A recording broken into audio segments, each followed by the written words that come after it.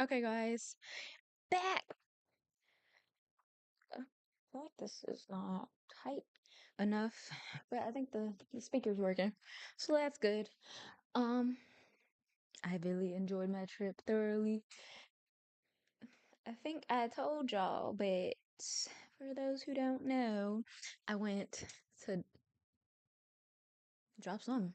I went to Germany, Hamburg, Frankfurt. Then I went to the UK. Stayed in Bath. It's a very interesting place, I must say. Jake, you ready to get on the bed? I'm in the couch. Get you up there.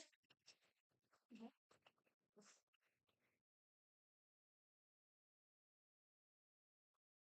I know, he's a baby.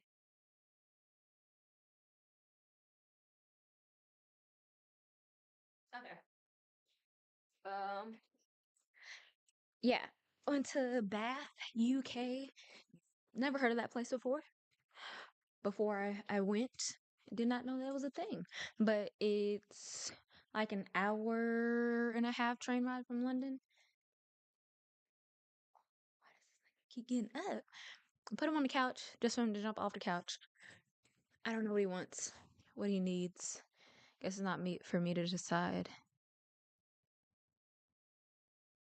Yo, I don't know if y'all have a Blink camera system, but they recently updated like to like an AI system, and they be giving like real details of what's going on in your house. Cause before it just be like detected, and it'll show you a clip of like what they're detecting motion.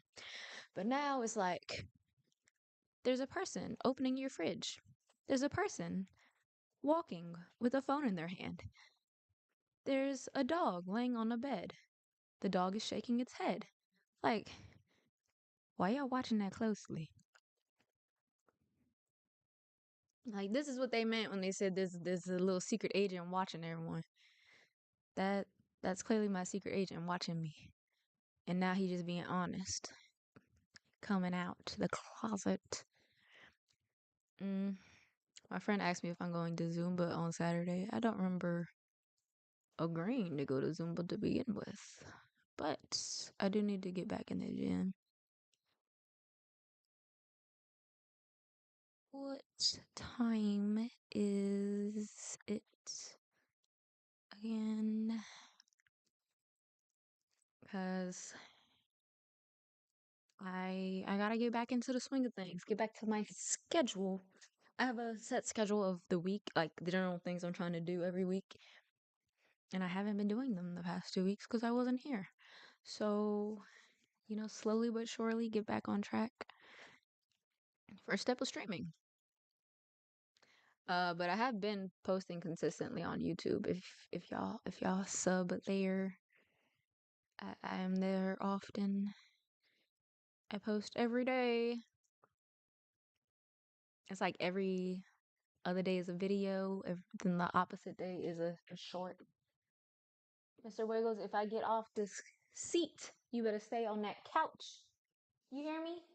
Huh, Mr. Wiggles? You understand? Yeah, he understands.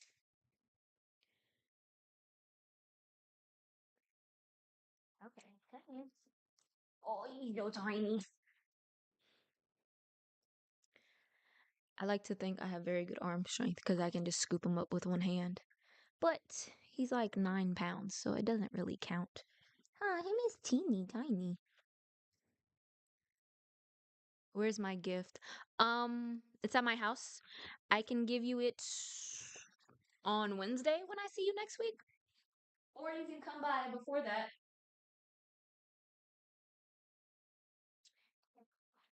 You should be happy to know I did find you the German manga that you wanted. It'll be a surprise what what is I guess what genre? What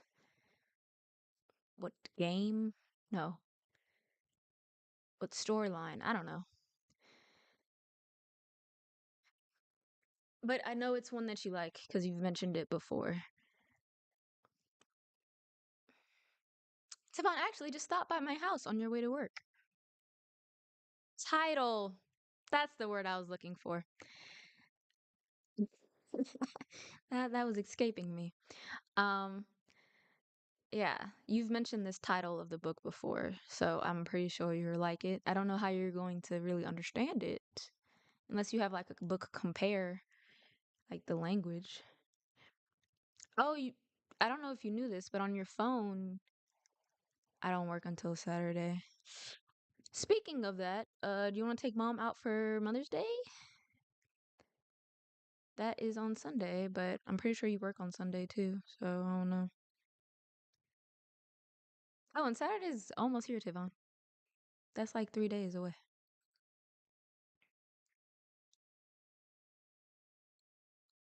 Tivon, make sure you pick out an outfit for Maya's graduation. That is next week, FYI.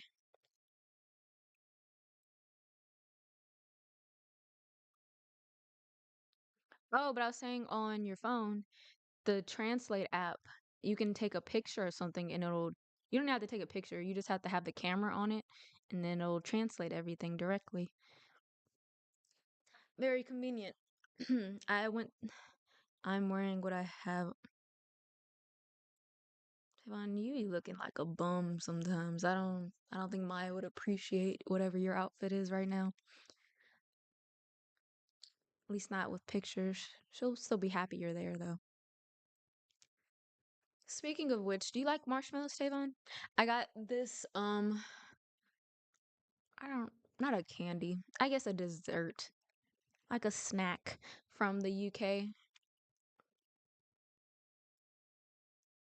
She wouldn't appreciate it and you do look like a bum. I guarantee it. You probably have on cargo pants and an extra large shirt. No, a medium shirt because you don't know what size you really wear. Um, Cargo pants, a medium size shirt when you really wear large, and then some Nike socks and some busted shoes.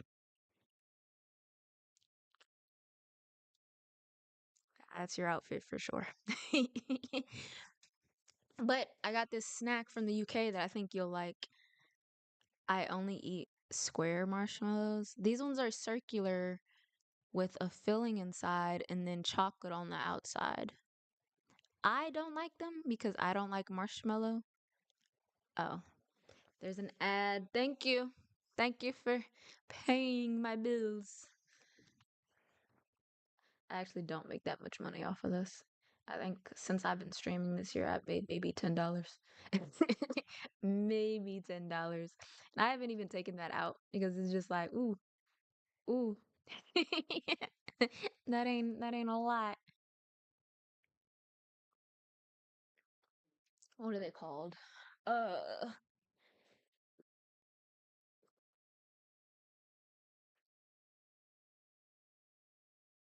no, Mikey, why don't you get up?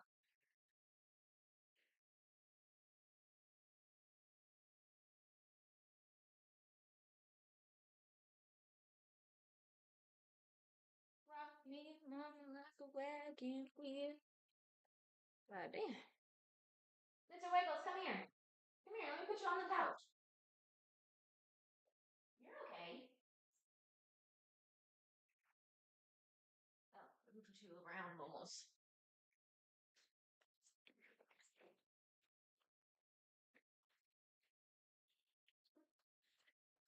Okay, brother, are you back?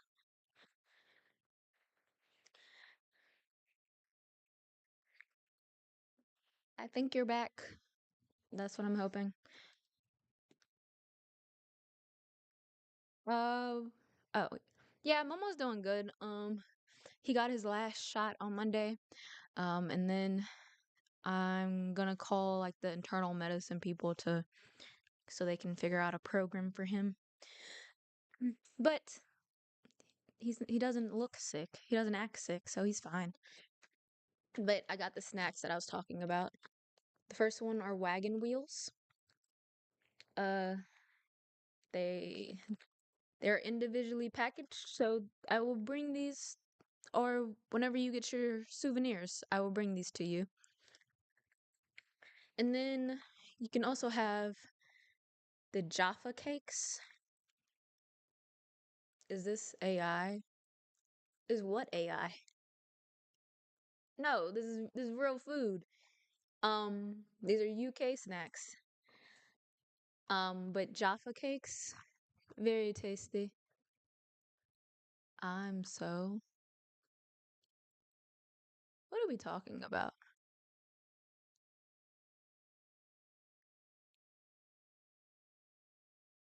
10:30. Bet.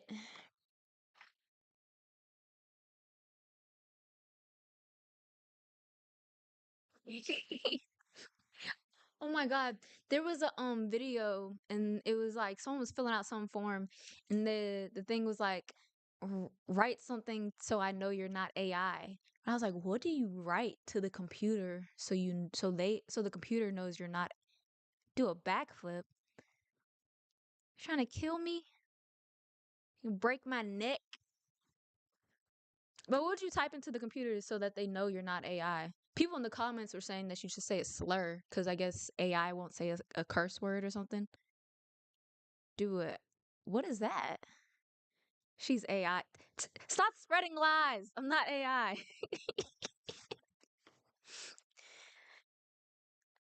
As Aspen Curry. I don't know what that is. It sounds like a skateboard move.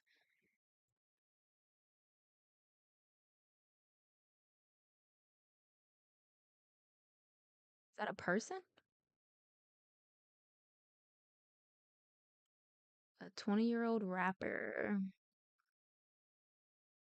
known for her drill music. She recently made headlines in 2026 for legal issues regarding cruelty to animals. Oh my God. She hurt her dog? What kind of sick shit is this?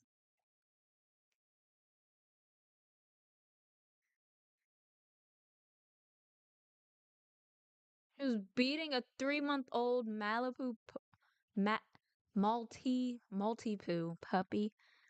No, no, no. I love my puppies. No. But yeah, Jammy Dodgers, they're not my cup of tea. Um, Jaffa Cakes, decent. Decent. Thanks. Uh, and then what else happened while I was there? Um, when I was in London, they were also having that race, that marathon. I was kind of irritated because they had streets closed down and shit, but it was still cool.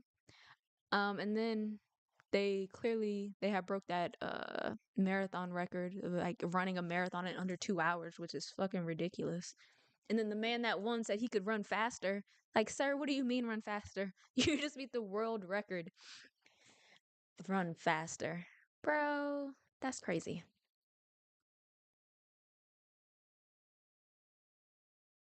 You're making a lot of noise over there.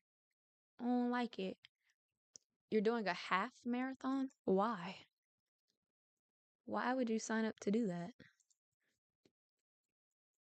And when are you doing that?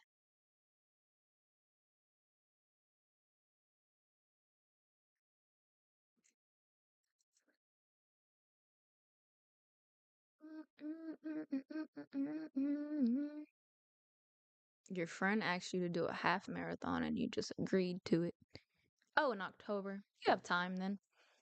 You'll hopefully you'll be in shape by then. Maybe. I'm a little doubtful actually. Cuz a half marathon is that 13 miles? That's a long time.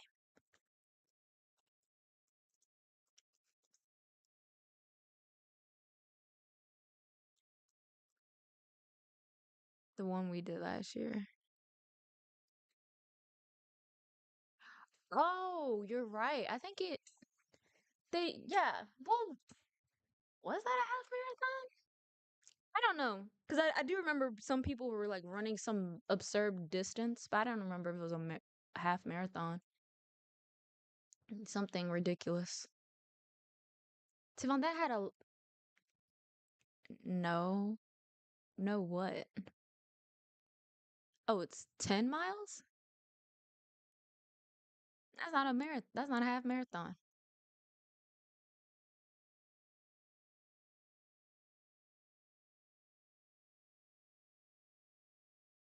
Mm. Someone's telling stories. I mean, 10 miles is no, Tavon. We did a 5K, but remember they had two separate people, like two separate trails. So like one was a 5K and then the other was something else.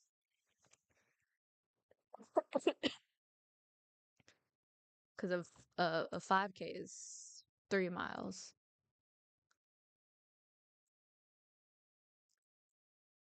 I feel like I'm getting stuff backwards. Which one's bigger, a mile or a kilometer? That wasn't a 5K. We did a 5K.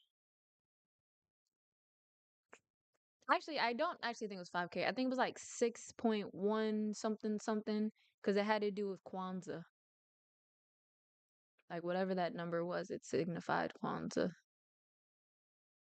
6.1.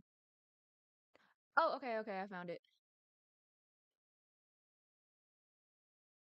It was a 6.19K. And then if you're doing the same one, you're doing a 16.19K. What is that? K to miles. I don't know how many miles that is. Oh, you're doing 10 miles, Tavon. Yeah, that's what I'm saying. Tavon, if you're doing the same race you did last year, that's a 16.9K, 0.19K, and that turns into 10 miles.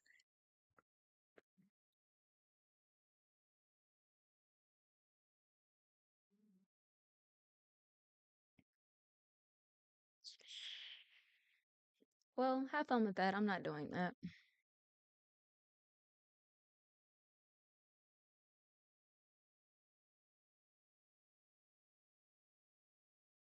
My math is not off.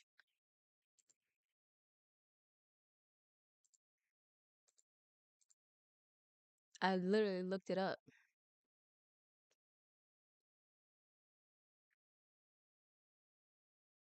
I think your math is off. Um, Also on your calculator, I don't know if you knew this, but if you tap the calculator shaped button in the corner on the calculator, it has an option where you can convert and you can convert to like anything. So Celsius, like temperature, currency, angles, energy. I was like, man, I wish we had that when I was in school. Such such useful things at your fingertips. Mm, I did want to react to some videos, so I have something to post on.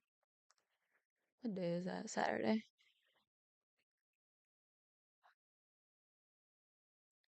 Oh, my headphones still work.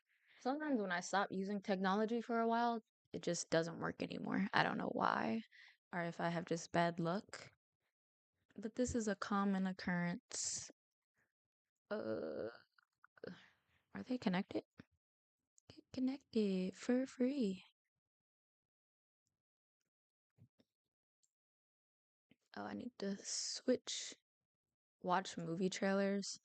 Um, I would if I wasn't also streaming on YouTube, but on YouTube you can't watch that without it getting like they'll like take down my live, which is annoying. A lot of restrictions on YouTube. I think I should start planning out what I'm actually going to watch. Then I could only like when I know stuff can't be on YouTube, I'll just stream on Twitch that day and like vice versa. Twitch is more lax. Um Well, honestly, it's probably not more relaxed. I think they don't have as much like AI watching people. to know when you're doing something you shouldn't be.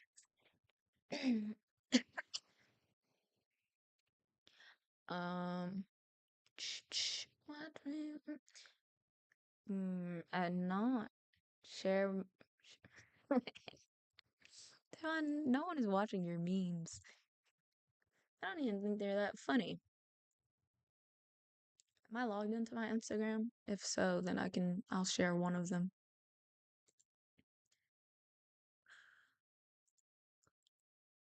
Why is it doing that?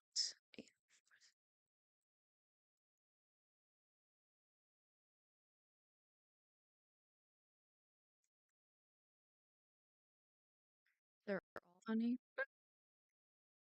That's very debatable. Hmm.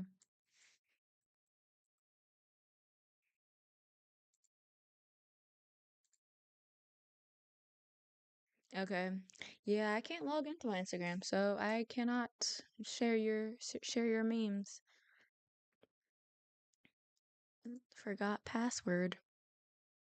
That sucks. I wish there was an option like on PayPal. They'll just send you a code to your phone and you can log in that way. That's what I prefer. I am not a robot. Instead of having to remember things.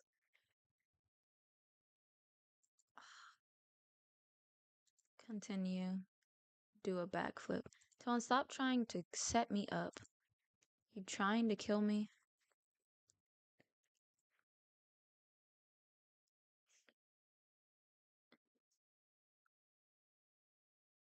Type in new password.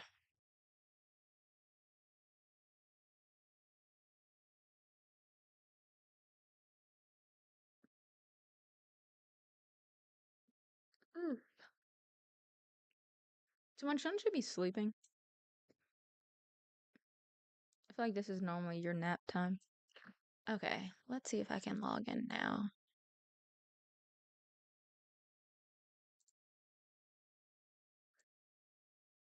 Close.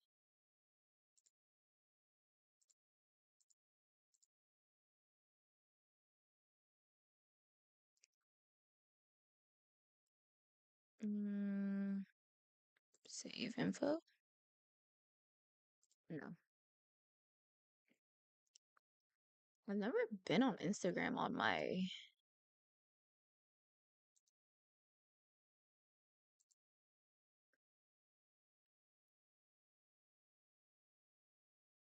So sound on? Oh, okay. Small, big, small.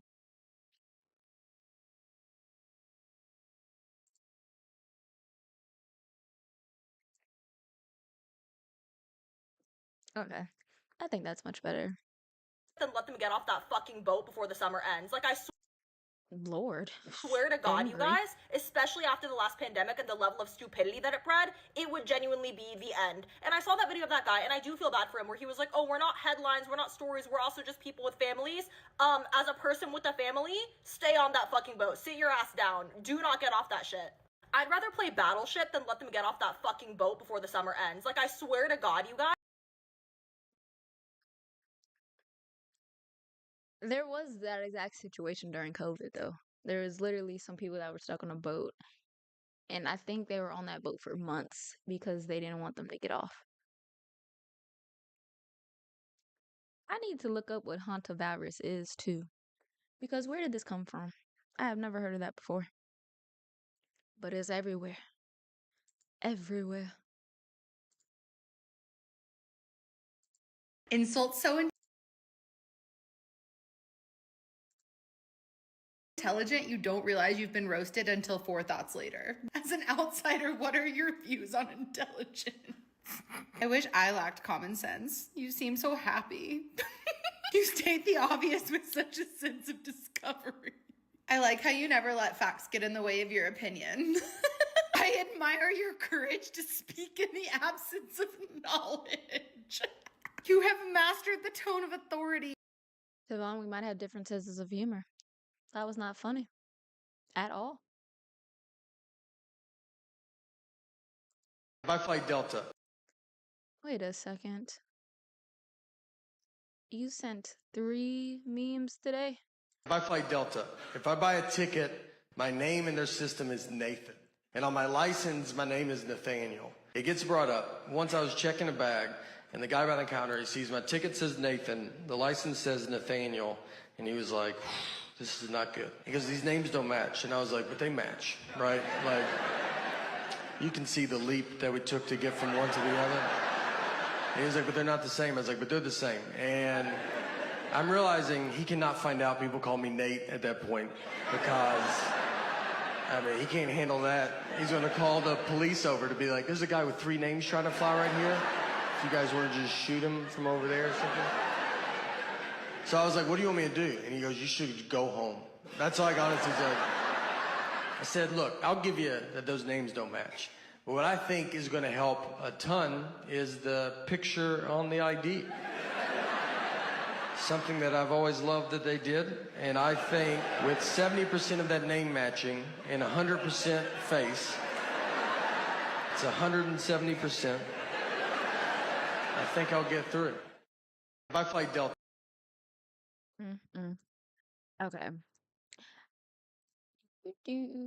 Small, big, big, small. All right. Gonna go to my playlist of things I want to watch.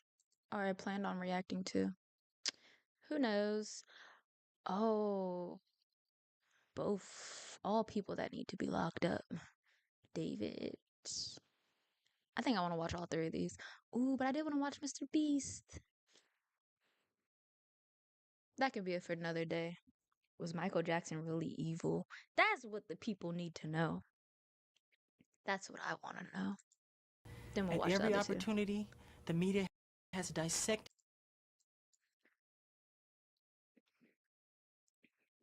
Okay.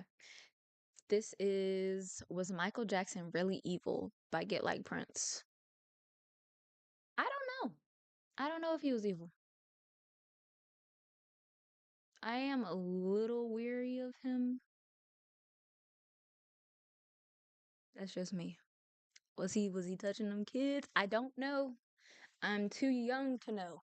I don't know all the details behind it. But fun fact, he died on my best friend's birthday. um, I mean, not so fun fact, actually, but something to note. At every opportunity, the media has dissected and manipulated these allegations to reach their own conclusions. I ask all of you to wait and hear the truth before you label or condemn me. Don't treat me like a criminal, because I am innocent. I have been forced to submit to a dehumanizing and humiliating examination by the Santa Barbara County Sheriff Department and the Los Angeles Police Department earlier this week. So right now, Michael Jackson is really the talk of the internet. His movie. Also, I do know the FBI apparently investigated Michael Jackson for like X amount of years, like let's say like 10 years or something ridiculous, and they didn't find any evidence of him actually doing some creepy shit. So I'm inclined to believe he is innocent. I don't know though. I need more details. This came out, and people are kind of questioning the direction behind it. People are like, y'all really left out the most controversial part of Michael Jackson's life, all of his allegations. There was a time period where Mike had allegations on allegations and rumors just piling on top of him. He was in and out of courtrooms. He was getting strip searched by the police. And now the world is split on if Michael was this predator he was made out to be, or if these rumors were false. In the movie, not. I will say the movie did end. Technically, it ended before those allegations started. So they didn't include it, probably on purpose. But also, the timeline of the movie just didn't include that. But they did mention maybe doing a part 2. So maybe they'll mention it eventually. And then also, one of the cases, there was some legal drama. So they technically cannot. They're not allowed to dramatize it. So if they wanted to include it, they couldn't because of like basically the deal they made with the victim. Touching on that at all has brought a lot of backlash. They claiming if this is supposed to be about Michael Jackson, why are y'all just ignoring this entire part of his life that will forever affect his legacy? And They got backlash. Then the directors and the producers are coming out saying, now look, we know the first movie didn't touch on these points, but this second Michael Jackson movie will focus on the other half of his life. But what happened during this point in his life? Forbes will write this on the Michael situation.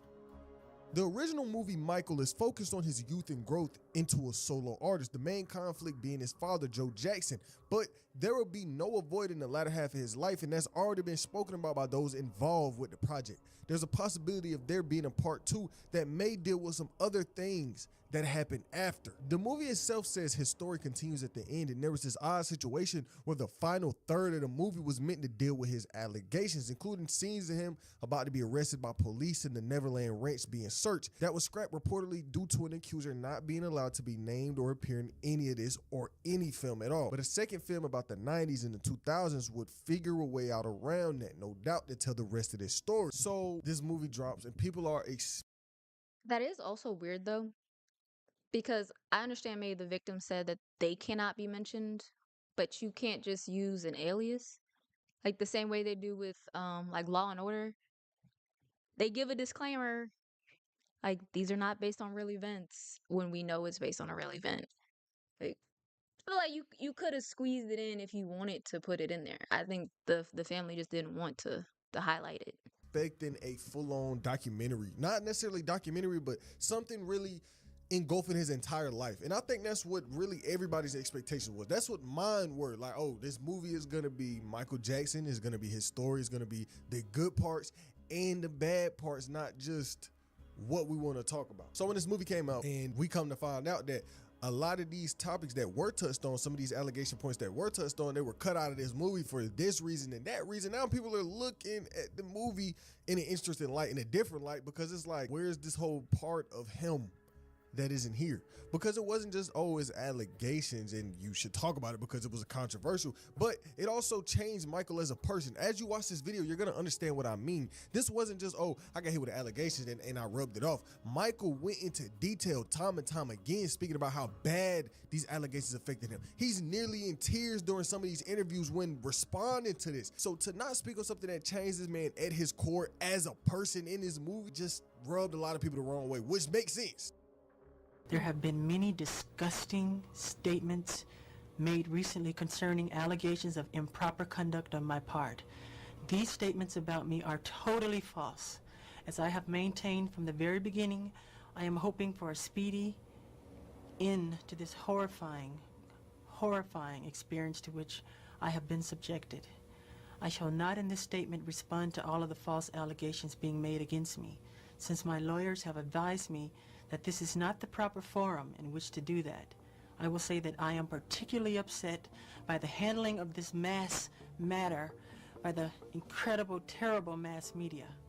At every opportunity, the media has dissected and manipulated these allegations to reach their own conclusions.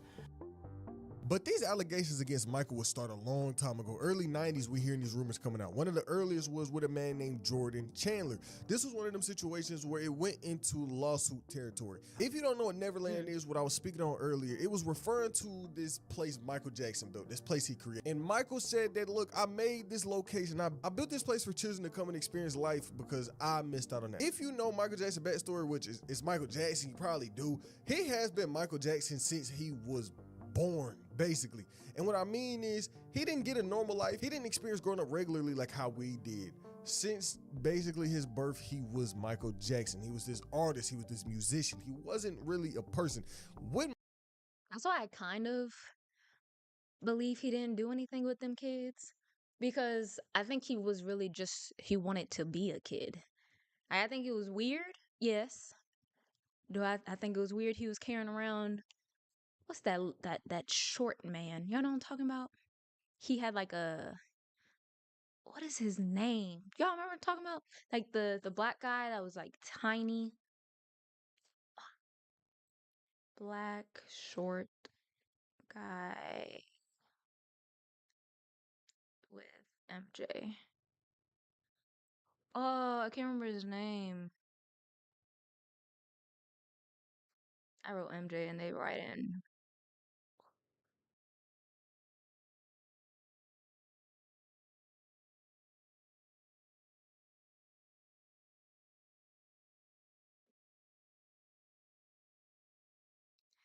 Because he used to carry around the monkey and this grown man, but the grown man was a child.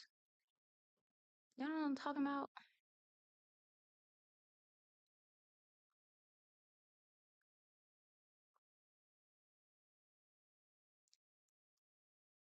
What was his name? Now my phone don't want to use Google properly. Okay.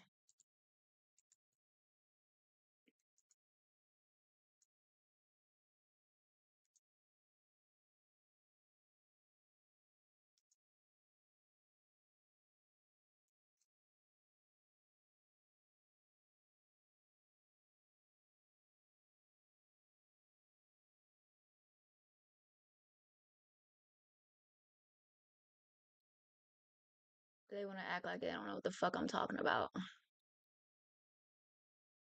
He was in a TV show. Okay, let's try again. Michael Jackson carrying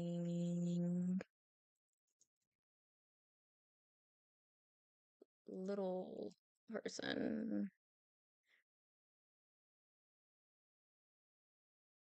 They keep asking about his youngest son. That's not what I'm talking about.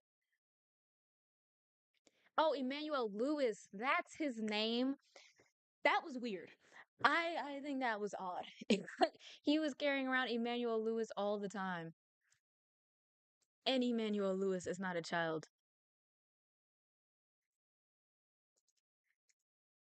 Emmanuel Lewis and Michael Jackson. Like, very weird. Very, very odd. Like he was just always around this grown ass man holding him.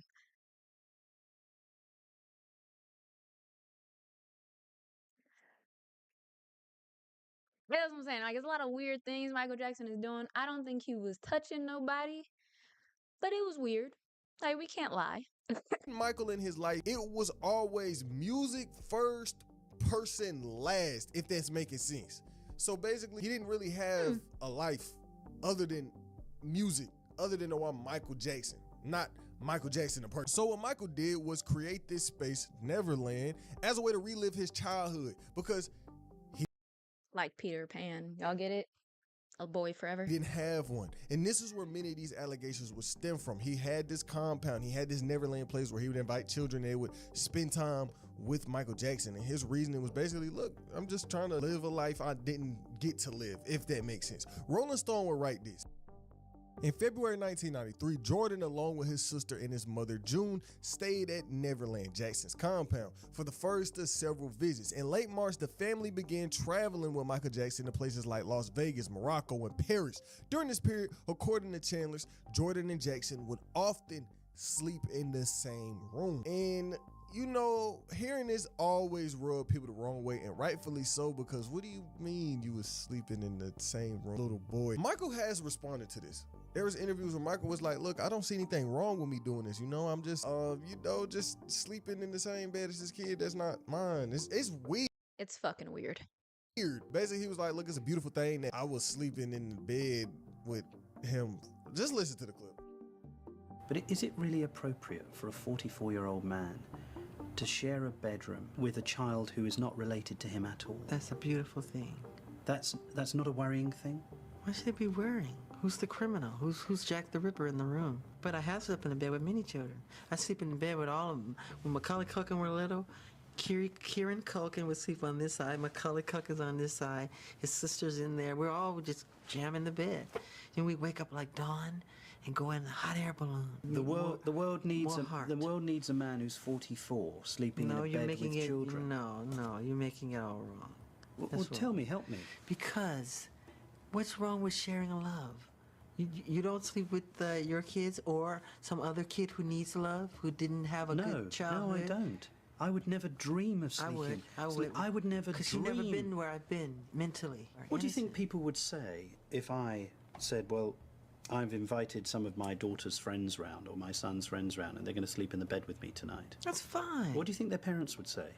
If they're wacky, they would say you can't. But if you're close family, like your family, you know them well, and And But Michael, I wouldn't like my children to sleep in anybody else's bed. well, I wouldn't mind if I knew the person well. I think we can all agree that's fucking weird. It's obviously weird. Also, the parents, why are they letting that happen? I think they're letting it happen because it's Michael Jackson. Um, Clearly. But I think Michael Jackson was just a little off in the head. Like I really don't think he had ill intentions with these kids. But it's like when a mentally disabled child. That's okay. Perfect example. There was a Law and Order. I don't like just this black screen. Hold on. Weird ass. There was a Law and Order episode where this disabled kid, he was a grown man, but he had the mind of a child and he invited a child to his house purely just to play video games. But because he had the mind of a child, he didn't think, oh, this is inappropriate. Like I should tell his mom where he's at. And he's like, no, I want someone like in my head, like my mental age to play with. I want no freaky shit going on. It was just like, oh, let's play video games. Like, I feel 10 in my head. I'm really 35. You're a 10-year-old. Let's, you know, fucking inappropriate. And the people around him should have been telling him that. But no, they didn't. They let him rock. Hold on.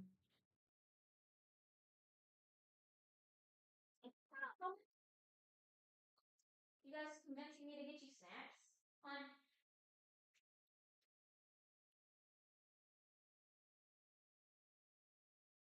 This is the only snack for today. Oh, later. God, I'm gonna have to make your sweet potato.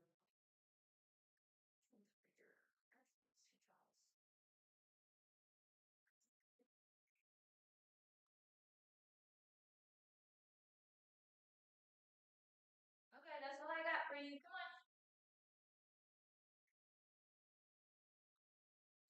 Come on. Come get back on the bed on the couch. There is nothing down here for you, Mr. Wiggles.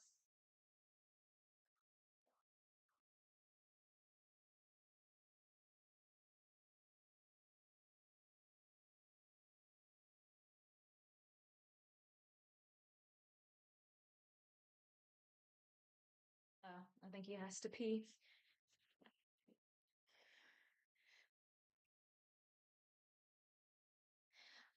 But yeah, I think their growth is stunted mentally. That's why they're doing this. Like mentally, they are a child. Physically, clearly, they're not a child. That's why he didn't see nothing wrong. Way to respond to that, but we're going to continue with this Rolling Stone article. May 25th, 1993, the National Enquirer publishes a story titled Michael Jackson's Secret Family. Jordan's parents were long divorced, speaking about the kid from before, and his father, Evan Chandler, was a well-known Los Angeles dentist, and he was reportedly upset that tabloid story portrayed Michael Jackson as a Jordan's frequent trips to Neverland and other travels with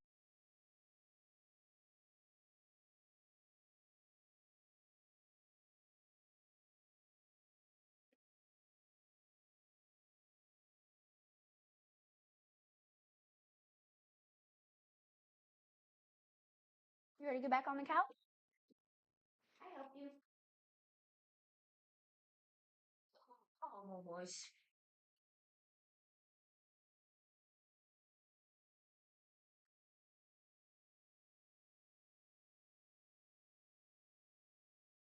Jackson had caused the disruption to Chandler's visitation schedule. He allegedly became suspicious that there's something weird might be going on. So Evan would get to building this case against Michael Jackson. This is where the rumors of Jackson was allegedly touching on Jordan Chandler, Evan's son. Evan Chandler began talking to lawyers about either filing a restraining order against Jackson or custody lawsuit against June. Chandler reportedly threatened to destroy Michael Jackson and secretly recorded telephone conversations that were played for Michael Jackson's attorney. Jordan was then interviewed by a private investigator hired by Jackson's attorney and denied being touched on by Michael Jackson. Fast forward, Evan is still saying, look,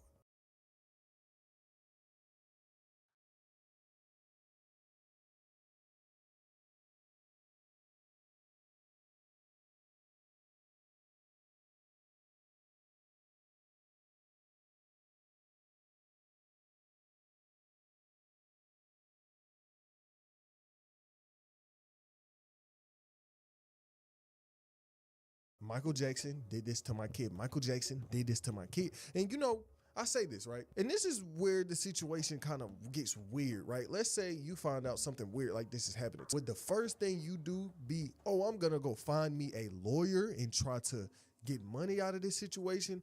Or would it be, let me go to 12, let me go to the authorities Oh, and get yeah. this man put behind bars? Well, Evan decided to go the other route. He didn't immediately go and try to get justice for his child that he's claiming was being in a weird situation with Michael Jackson. No. Is that well, I've noticed that happens a lot. After you file, let's say, criminal charges, can you go back and do civil charges? Like, why do people always do the civil charges first? Or, because in my head, I would think, yeah, criminally charge him, get him locked up, arrested. But then, yeah, also go after him financially. Like, I feel like you should be doing both, not just, oh, like, let's take his money. No, lock this motherfucker up if he's actually doing something. No. He decides to search through Los Angeles. He decides to go and find the best lawyer and attorney he could find and would demand $20 million in exchange for not going public or going to the authorities with these abuse allegations. And this is where the case gets interesting, because if something like this really happened to your kid, the first thing wouldn't be, oh, I'm gonna get a bag out of this nigga. It's gonna be, oh, I'm gonna get justice for my son. But this nigga went the whole other route. He went the money route, which a lot of people still criticize to this day in 2026. And this situation happened back in 1993. It's weird. He wanted money out of this. So the kid denying that this happened to, you know, these private investigators hired by Michael Jackson, and then his dad trying to get 20 million out of the situation instead of getting legal repercussions, instead of getting legal justice. This is where this case kind of falls apart. But and as it goes on, it's going to fall apart even more. Article right in mid-August 1993, during an appointment set up by Chandler with psychiatrist Dr. Mathis Abrams, Jordan describes being touched by Michael Jackson, which I'm not about to really go into detail on, but just know he said a lot of weird shit happened to him, okay? And so over this time period, you know, 12 is investigating Michael Jackson. It's investigations going on into this man at the same time, and people are like, what's going on with Michael Jackson? The public idea behind this man fell apart. People are really questioning Michael, and Michael is responding. He's hurt by this. He's feeling away because he's getting allegations thrown his name. August 27th, after police executed several search warrants of the singer's various properties, the LA Times reported that videotapes had been seized but were not incriminating. The lack of physical evidence of alleged essay left investigators scrambling to get statements from other potential victims, because according to the Times police, the search warrant didn't result in anything that would support a criminal filing. And I mean, when the cops were digging into this Michael Jackson situation, they were really kind of stripping rights away from Michael Jackson. December 1993, we would see Michael Jackson not only get investigated by the police, not only get his houses and his properties raided, but they were strip searching this man. I mean, they taking pictures of his body, of his meat. He's getting videotaped and photographed by authorities while he's butt-ass naked, to be compared to what the boy said, to how he described Michael. At the time, Michael would come out and he was like, bro, this is some of the most humiliating shit I've ever dealt with. Keep in mind, at the end of the day, at the end of all of this, Okay, that sounds fucked up. Like, yeah, probably humiliating. But let's say the kid said, oh, he has a birthmark on his dick. They're like, oh, well, take your pants off. Let's see. And then it's actually there. It's like, well, how would the kid know that, you know? But did the kid actually like give any inkling to that? Like, oh, he has a tattoo in this specific area. I don't know. Michael Jackson don't seem like the type to have tattoos. Like, I'm trying to just think of like what they would be looking for. Like, unless there was like a weird birthmark he had or a tattoo, like something distinctive that the kid would know about. Why are you taking clothes of this man naked? Like, that's the only explanation I could think of. case, as you know, Michael Jackson never had criminal charges put against him for this. So he was violated, and then they said it wasn't enough evidence for them to actually convict him of this crime that he was violated for. Insane situation. I'm not gonna lie, like, this shit is crazy. So during this time, they was out to get Michael, right? And they wanted money. They didn't want justice for their child. They wanted money. They wanted 20 million in exchange to not go public, like I said before. So they saying all this investigations Money. going on. all of this is going on. Michael's getting violated, and eventually, so time goes on. Michael is getting violated, basically, and eventually, the case will come to a close. Not because Michael was found guilty, not because he was found not guilty, but he was settled this case for $22 million. But Michael's team would constantly say, look, y'all, this is not an admission of guilt. Yeah, we paid these people $20 million, but we're not guilty. January 25th, 1994, Jackson would pay. Hey, calm down. Oh, Mojo, you're okay. You're okay.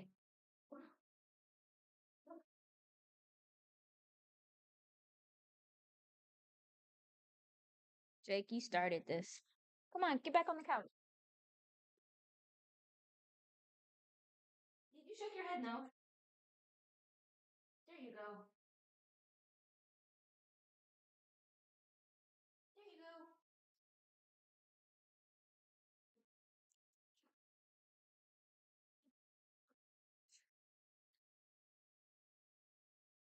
22 million dollars. After months of negotiations, Jackson chose to settle the case out of court with 15 million set aside for Jordan in trust until he turned 18, and the parents received 1.5 million each. Remaining money went to Chandler's legal team. But grand juries in both Santa Barbara and Los Angeles were presented with the prosecution's case against Jackson, including testimony from both Jordan and June Chandler, but declined to indict. Authorities said the case remained open, but in July, Jordan Chandler told prosecutors he would refuse to testify in the trial. In September, both district attorneys from Santa Barbara and Los Angeles admitted their 18-month investigation had failed to produce incriminating evidence, and without Jordan's cooperation, they could not file charges against Michael Jackson. Years later, Jordan, the child who all of this started with, would get a legal emancipation from both parents. June Chandler, his mom, testified at Michael Jackson's 2005 trial that she had not spoken to her son in 11 years. But this situation wasn't just black and white. This is where the details come,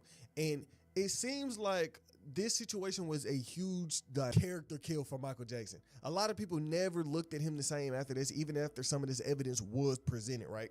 So the situation happens, everything I just told you. But remember, his dad was a dentist. Like I said at the start of all of this, his dad was a dentist. And where these allegations really came from and these claims from Evan, the dad, came from was he asked Jordan one day. He was like, Jordan, you know, when you were with Michael Jackson, did anything weird happen?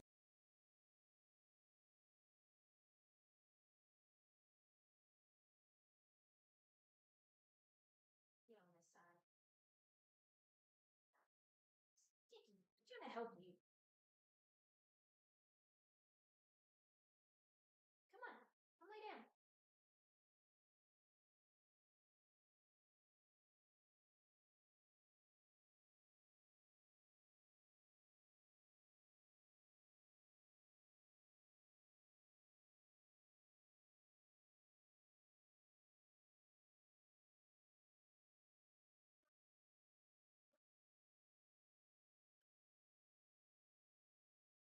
And it wasn't like, oh, they're just sitting in a room or they're in a car and he asked them these questions. He's a dentist. Jordan needed teeth pulled. So Jordan's under anesthesia. He's not in his right mind. He's under specifically Amtal. I think that's how you say that. AMYTAL. So he was under his anesthesia, being asked these questions on if Michael Jackson was touching. That's when the boy was like, yes. Now he's under anesthesia. It's not like, oh, his mind is clear. It's not like he actually knows what's going on. This boy wasn't even sober when being asked these questions. It's like after you get your wisdom. Wait a second. Why would he put him under anesthesia to ask him these questions? And wouldn't that be child endangerment for just putting someone under anesthesia for no reason? Teeth pulled and you Makes out of your sense. fucking mind and you just saying whatever you want to say. It's one of them situations. That boy was out of his mind and you asking him these questions. And then when he answered them in the way that you wanted him to, then you ran with it and kind of killed Michael Jackson's character. But still to this day, people are split on this case. Some people think Michael did it. Some people are like, nah, Michael didn't do it. to read some of the testimony of June Chandler from the 2005 trial of Michael Jackson, because we talk a lot about the alleged physical abuse of Jackson, but we don't talk enough about the emotional abuse of both parents and children to get them to think what was happening was okay. Sworn testimony was given on April 11, 2005 to Tom Sneddon, who was doing the examination. This is in relation to the early 90s case about the alleged abuse of Jordan Chandler, which resulted in the $20 million settlement with Jackson. Talking about one of the initial visits to Neverland Ranch, sleeping in the guest cottages, and then Tom asked, during these 3 visits you described to the jury, did your son request to sleep in Mr. Jackson's bedroom? June said yes. Do you recall during which one of the visits it was that the request came on the 3rd visit? Did you allow him to do that? No, I did not. Moving on to March of 1993, Michael Jackson took this family with him to Las Vegas. When you got to Las Vegas, did you have, obviously you had a room, correct, in the Mirage. Who was in your room when you first got there? Who was staying in your room? Jordan, myself, Lily, and Michael, all in the same room, correct. Now, safe check. By the way, Michael Jackson's estate can't run from this because this is going to trial in November. The thing is, in 2005, one of the key elements of Michael Jackson's innocence, right, was testimony from a man who now says he was abused. He changed his position in 2013, basically talking about how he was gaslit and brainwashed and abused and manipulated into thinking what was happening was okay, and then testifies against another kid. On to say, he made me feel complicit, like I wanted it at least as much, if not more. The thing is, the abuse didn't feel strange because it was done by a man that was like a god to me. So much of it was validation for me, but what does that mean that I liked it like I'm a freak too? Wade and Jimmy will be trying to get justice in November, and the world will be watching. Back to the crying and the shaking and the trembling and the gaslighting, right, to try to get a fucking mother in front of a child to say that that child can sleep in the bed of an incredibly powerful individual. And what do you know, after that parent breaks, right, and makes a horrible decision, there's a gold bracelet gift that appears. It gets far worse because after this, Michael Jackson was coming to their home in Santa Monica to stay with them in his bedroom. Talking about a hyper-famous millionaire pop star coming to sleep in the bedroom of a random child, right? Going back to the testimony, during this time, did Mr. Jackson ever spend the night at your residence? Yes, he did. Do you recall on how many occasions Mr. Jackson spent the night at your residence? I would say more than 30 times. And were some of those occasions on consecutive days or nights? Yes. You don't need to be a rocket scientist to see the pattern, right? Basically, you have this grown man in his 30s throwing a tantrum, crying and shaking because a young boy cannot sleep in bed with him, to a mother, emotionally pressures the mother into that, and then is buying her gifts after the fact consistently while he travels around with that mother and the son. It's a lot like manipulation and emotional abuse, right? Just like Wade Robson, who was the key fucking witness that got Michael Jackson off in 2005, alleges, right, as he tries to get justice in year 13 of his accusations. But still, Michael has said some weird ass shit. Like, I just can't look past the fact that that man said it's a beautiful thing for a grown man, a 45-year-old man, to be in the same bed as a kid. No, bro, I can't ever look past that. Yeah, that shit sound weird as hell. And I know he knows it sounded weird. Like I believe he was off in the head, but he has to know it's not normal. Like, no one ever told him, like, hey, you shouldn't do this. Like, no one in his family was like, hey, actually, don't do that. And I'm gonna be honest, I think I'm more like 50-50. I don't know what's true and I don't know what's real. Did he do it? Maybe. He seemed off to me. And then there's also videos of, I mean, we know his dad abused him, like physically, like beating him. But there's a video of LaToya Jackson saying that he was like molesting them. So hurt people hurt people. I don't know. I don't know. But I definitely think Michael Jackson was a little off in the head. I think he thought he was a child. He thought he was Peter Pan. He thought he was not gonna grow up. He thought Neverland, you know? Little off.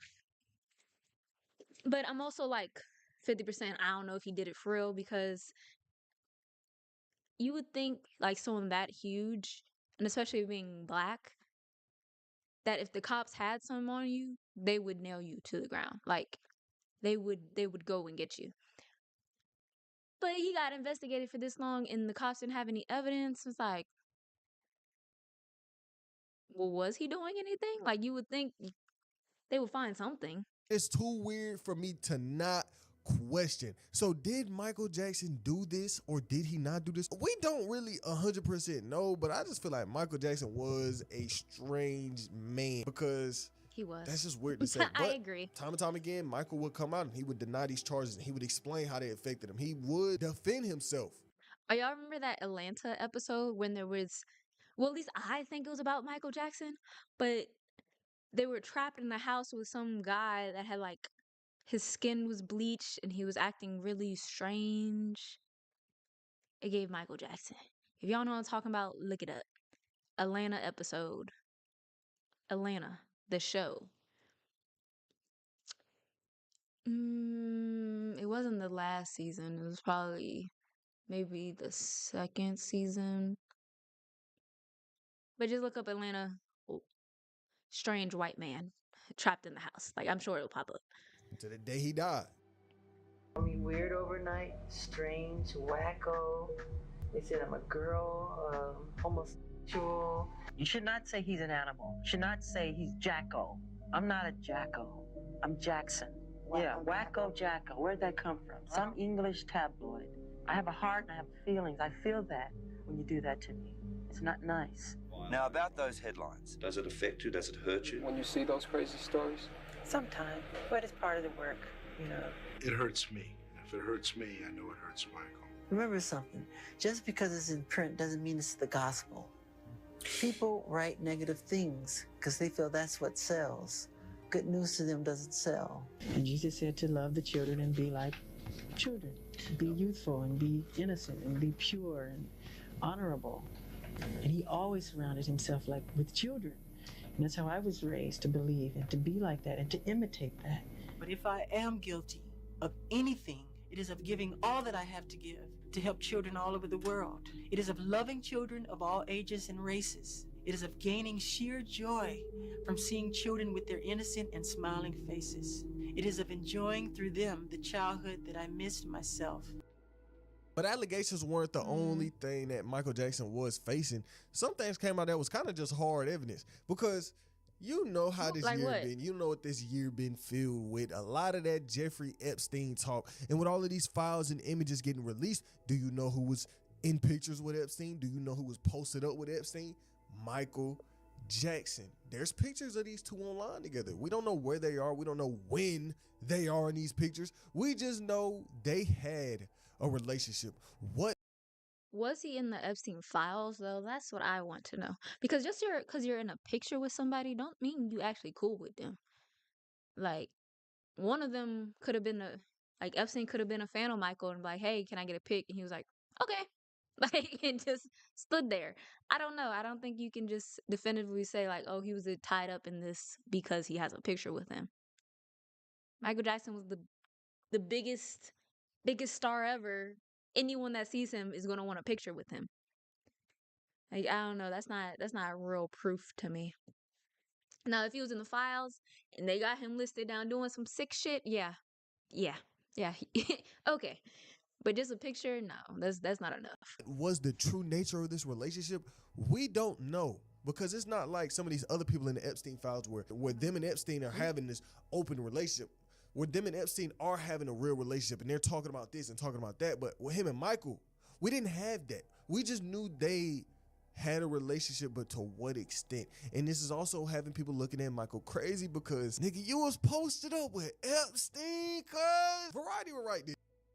Unearthing of the Michael Jackson Epstein photo prompted a fiery response from Matt Figgs, a member of Michael Jackson's security team at the time, who denied any connection between the two. Michael's bodyguard would respond to all of these allegations. I was his bodyguard when the picture with Epstein would have been taken. We were just viewing houses as Michael wanted to live on Palm Beach so he could be close to his Barry Gill. A real estate agent set up the viewings over the course of a week. We never even knew who Epstein was. He wasn't even famous at the time. He, like the other house owners, we viewed that week wanted a picture with Michael Jackson, which makes sense. Michael Jackson is Michael Jackson. He been that nigga since the 70s. So to want a picture with Michael Jackson, it sounds reasonable. But the bodyguard would say, I was there with another bodyguard and Michael's den doctor. That's it. In 2003, Epstein's house was for sale. so it was one of many lined up to view. I was there with another bodyguard and Michael's then doctor. That's it. In 2003, Epstein's house was for sale, so it was one of the many lined up to view. Michael never had a clue who he was or the other property owners we met. There was also testimony from a pair of Epstein accusers alleging ties between Jackson and Epstein in the files. On January 13, 2021, FBI documents contained in the release revealed that the Bureau interviewed an Epstein accuser who, quote unquote, started seeing Epstein when she was around 15 years old and stopped when she was around 16 and 17. The accuser alleged for her 16th birthday, Epstein gifted her tickets to see Incubus before asking her who her favorite singer was, leading her to say Michael Jackson. So according to the FBI documents, Epstein had called Michael Jackson on her birthday. A witness interviewed by the FBI on June 22nd, 2021 corroborated the Epstein accuser's story. So the bodyguard said that Michael Jackson didn't have a relationship with Epstein, but this is saying otherwise. It's saying Epstein and Michael were close enough to the point where Epstein could allegedly call up Michael Jackson to tell somebody happy birthday if they didn't. But why would the bodyguard lie? Like, Michael Jackson is dead. He ain't got no pull. What's the point of what would be the point of lying? I mean, unless his family paid him off. I don't know. None of it makes sense. Someone's lying. I don't know who. Know each other, that wasn't an option that was there on the table, but that's an allegation. But all of this has really just led to a lot of questions with Epstein, with Michael. It's like, damn, you was cool with Epstein. What did y'all have really going on? What was y'all true relationship? But like I said, Michael wasn't being name dropped, doing no crazy shit like these other people in the Epstein files, like Donald Trump, like Elon Musk, like a lot of these other people. It's just not really much going on there when it comes to Michael Jackson and his name being in these files. But as time went on, Michael had always said, and he made it clear that, look, I feel like the more famous and the more popular and the more that I become, the worse the narrative gets around me. The more people hate me, the more that they want to ruin my name. And I mean, that's just a fact. Once you go up, once you start going. That's true. Because it's not as common anymore, but every time people get famous, you like, oh, they in the Illuminati. Like, what? They couldn't just have been working hard. Or they doing good in life and you hear about them, and then suddenly you hear about like a tragic passing in like their life. You're like, oh, they go sacrificing people. What? Like, niggas die every day. Like, your grandma died last week. What is we talking about? You sacrificing niggas? Like, I don't know. It's just odd. Like, why is that what we jump to? Why they just can't be doing good in life and then bad shit happen? Up, nigga, your reputation Wiggy could look at Mr. Beast, look at Castanet, look what they did to Castanet a couple months ago. Bro tried to switch it up for streaming and he got crucified. The internet cooked that man. The bigger he got, the more hate he got, and that's just a tale of time. The bigger you are, the more people won't like you, whether they have a valid reason or not. But when it goes back to Michael in his childhood situation, like I said before, he was always just in front of the world. He never had a real life. He never was a person. He was always, oh, I'm Michael Jackson, the performer. When he was growing up, he always said, look, bro, like, my relationship with my dad was very traumatic. Growing up was traumatic. My dad used to beat my ass. Like, we in the house practice, we mess up. You know, Jackson 5, we mess up. We getting beat, we getting whooped, we getting crazy, right? And that's how Michael's life was growing up. Very traumatic time. Have it that hard, because he used me as the example. It was like, do it like Michael. You know, and he practiced us with a belt in his hand. And if you miss a step, expect to be, and so we, not only were we practicing, we were nervous rehearsing. Because he sat in the chair, and he had this bell in his hand. And if you didn't do it the right way, he would tear you up, really get you. Yeah. Why do you do this to me? No, more than a belt. Iron cords, whatever's around. Throw you up against the wall hard as he could. See, it's one thing to... But you were only a child. I know. You were a baby. I know. It's one thing to discipline. And you were producing successful records. I know. He would lose his temper. I just remember hearing my mother scream, Joe, you're going to kill him. You're going to kill him. Stop it. You're going to kill him. You know, and And I was so fast, you know, he couldn't catch me half the time, but when he would catch me, oh my God, it was bad. It was really bad. And so for years, the talk around Michael wasn't too good. The allegations were put on him, the whole Neverland. 2019, for example, there was an HBO doc that dove into abuse allegations against Michael Jackson from people who were at Neverland. And when that doc came out, it came out to really decent reception. A lot of people believed what went on. A lot of people believe this doc. Is it true? We don't really know. Is it a lie? We don't really know. But people haven't looked at Michael the same. And the question is going to be forever there next to his name is he evil? Was Michael Jackson really this person that he was made out to be, or were these taken out of context, taken out of proportions, or situations that were there to make him look bad? What do y'all think? I'm not y'all. I don't know what y'all think. I'm genuinely curious. Do y'all think Michael Jackson did all this weird shit they put against him, or is this slander against that man's name? I don't know. I really don't know. It could just be slander because I do know this man was trying to buy like Sony. He had the masters to like the Beatles. He was making moves, so like maybe it was a plot against him. I don't know. So many questions. Cause I feel like if they had some on him, he would have got locked up.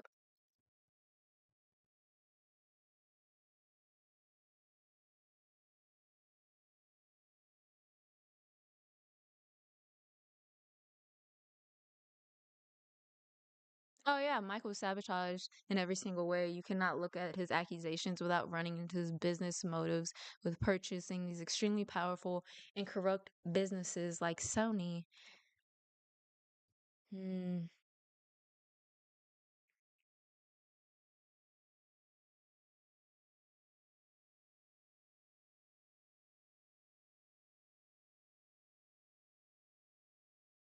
The accusations only started after he made a song about Palestine. I did not know that. He owned half the music industry as a black man.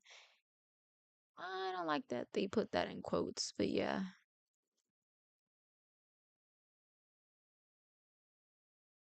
Oh my God.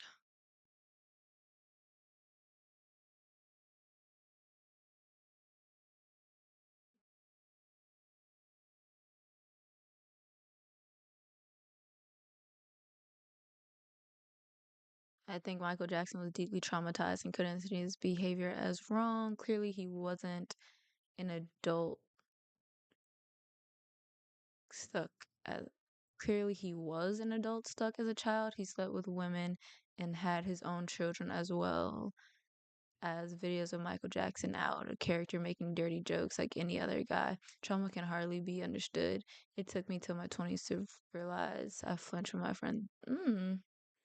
Yeah, I don't know. Because also people say his voice is fake. So like you putting on a facade to that extent, what's really going on here? I don't know. I don't know. Okay, next one, the David There are situation. really grown men who Hold on.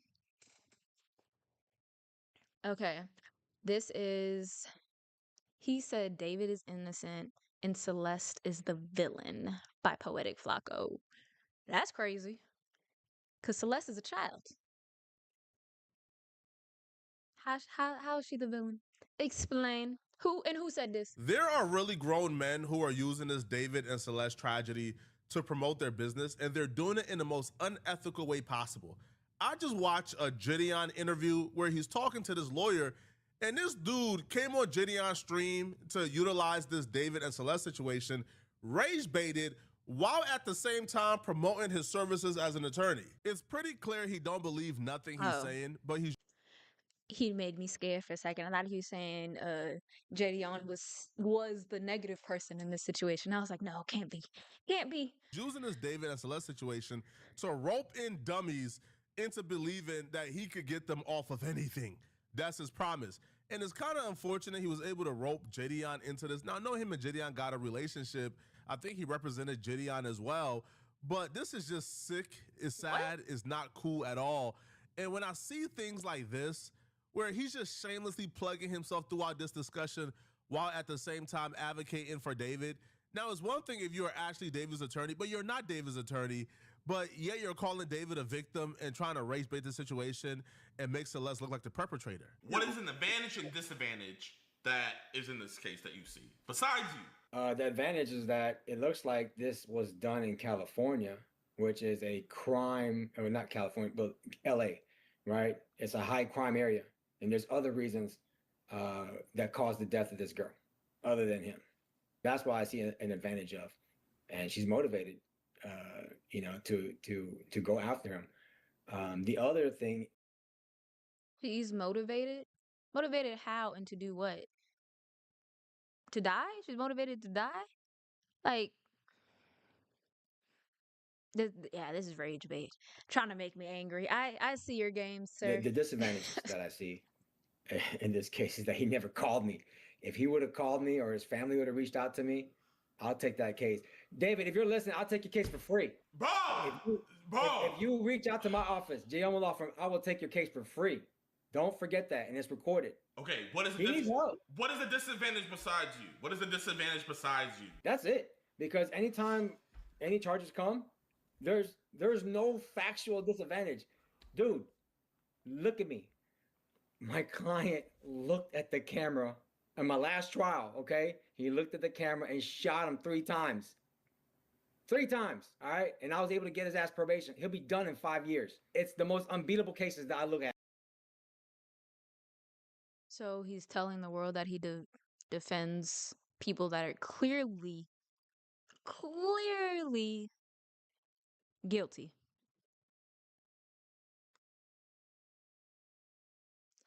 Okay. I wouldn't want to be portrayed as this person, but I guess people have different morals. And so when I see David shit, it looks like a really good challenge. And it's going to make me feel really good if I can get him a good outcome. I understand this guy's lore. I know the memes surrounding this guy. But anybody promising you they could get you off of anything is a con artist. Don't believe them. But for the most part, this is the most shameless thing I think I've ever seen on the internet. Now, Gideon is really great at staying away from things like this. And for the most part, Gideon is a good dude. I don't know why he would participate in this. This dude is Yeah, that is a little off, especially considering he makes, so if y'all don't follow him, he makes a lot of like catch a predator videos. So like he's literally going after pedophiles. So why would he now have this lawyer on that's defending David that is clearly a pedophile? Because that just goes against what he stands for. Like if your channel is dedicated to catching predators, why are you bringing someone on that's going to defend one? Very back ass word. That doesn't make any sense. I'm kind of disappointed. a garbage filth human being.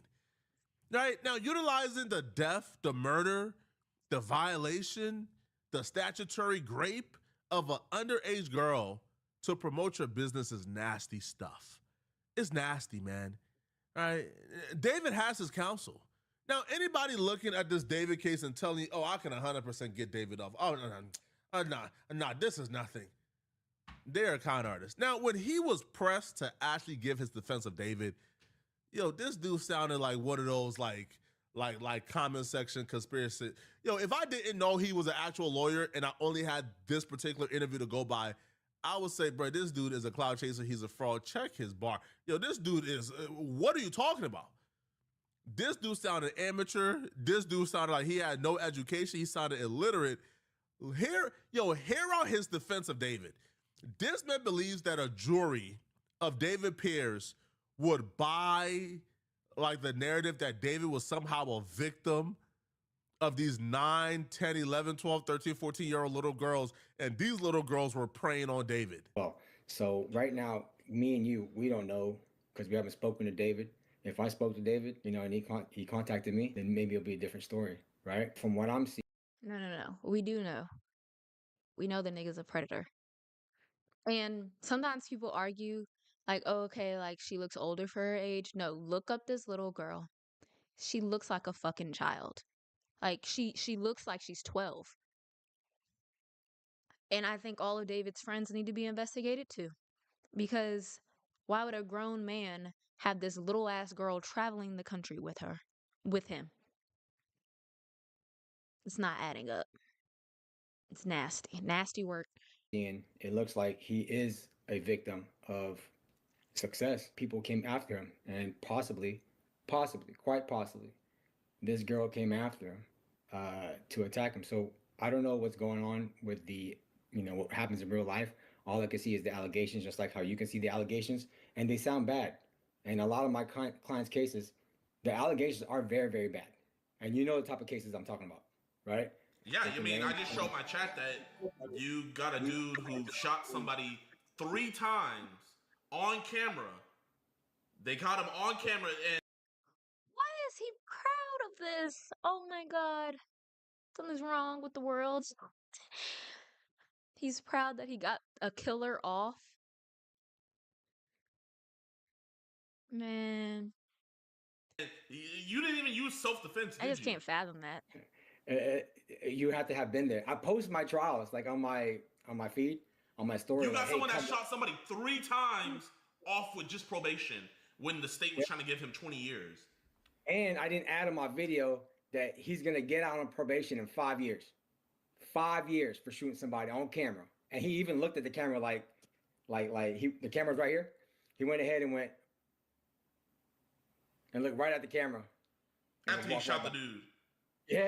Yeah. And I got that shit to be probation. He'll be done with probation in 5 years when he contacts me. No matter where I'm at with my clients' cases, even if you're found guilty, there's still ways out of it.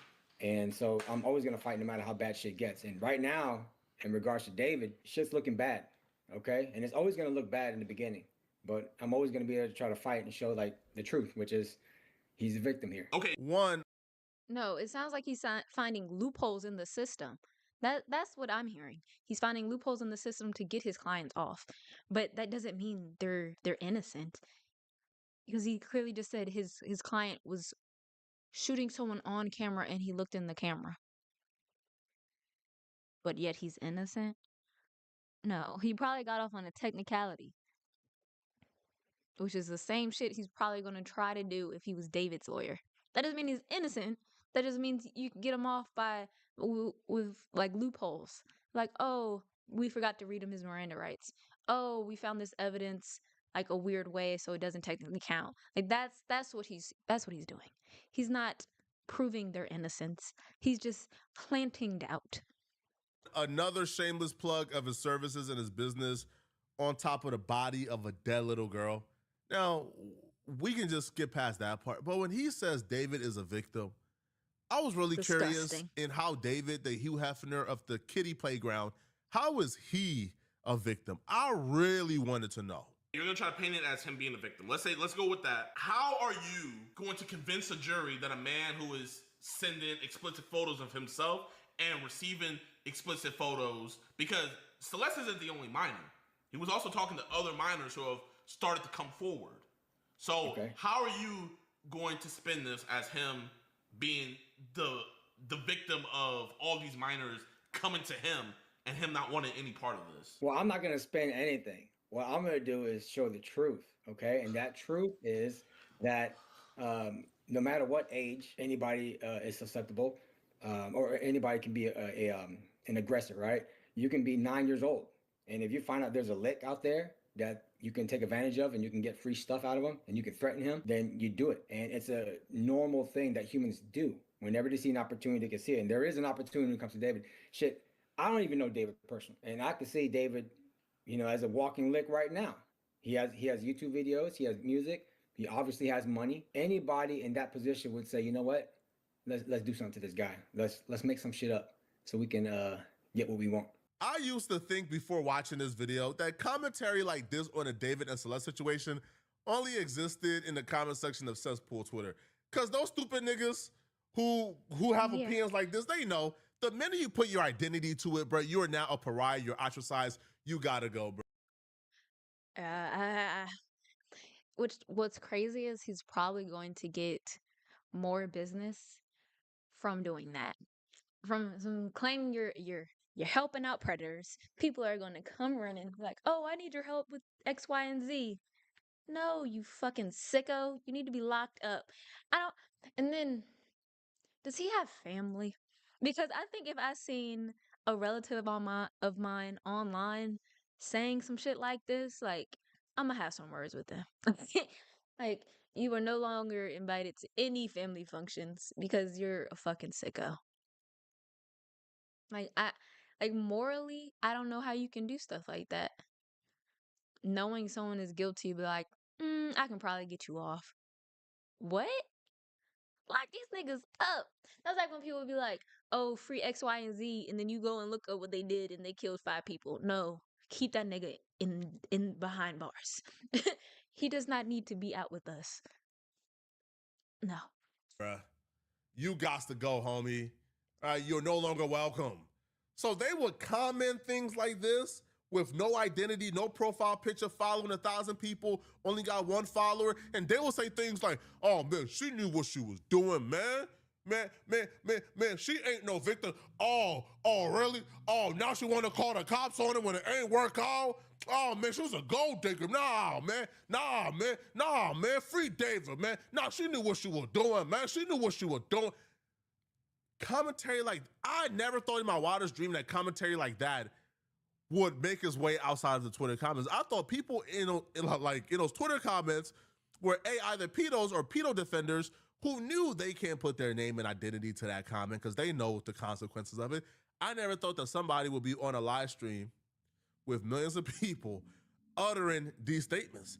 Yet alone, Crazy work. I would have never guessed that it would be somebody who's a professional uttering those words. This is. I'm really not surprised that he is. Well, I don't know. Like a little surprised.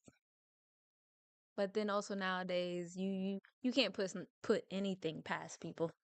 It's like, yeah, he's gonna do this and he's probably gonna get more business for it. But he's going to hell.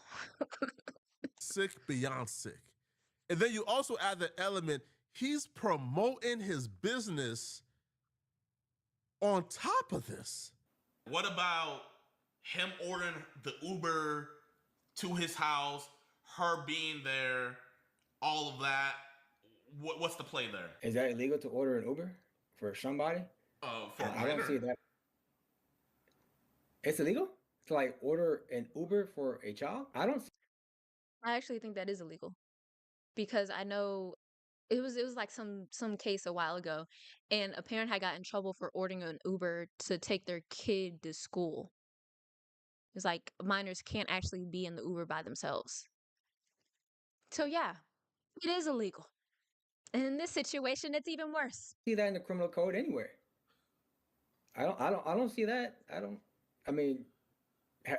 I've never seen that was illegal for anybody to do that. Like, so I don't see how that can be criminal in itself. And this is why I say the fact that this dude is a lawyer shocks me because he don't understand the relevance of David calling her an Uber to his house and the Uber dropping her off at his house and that being the last time we seen her alive.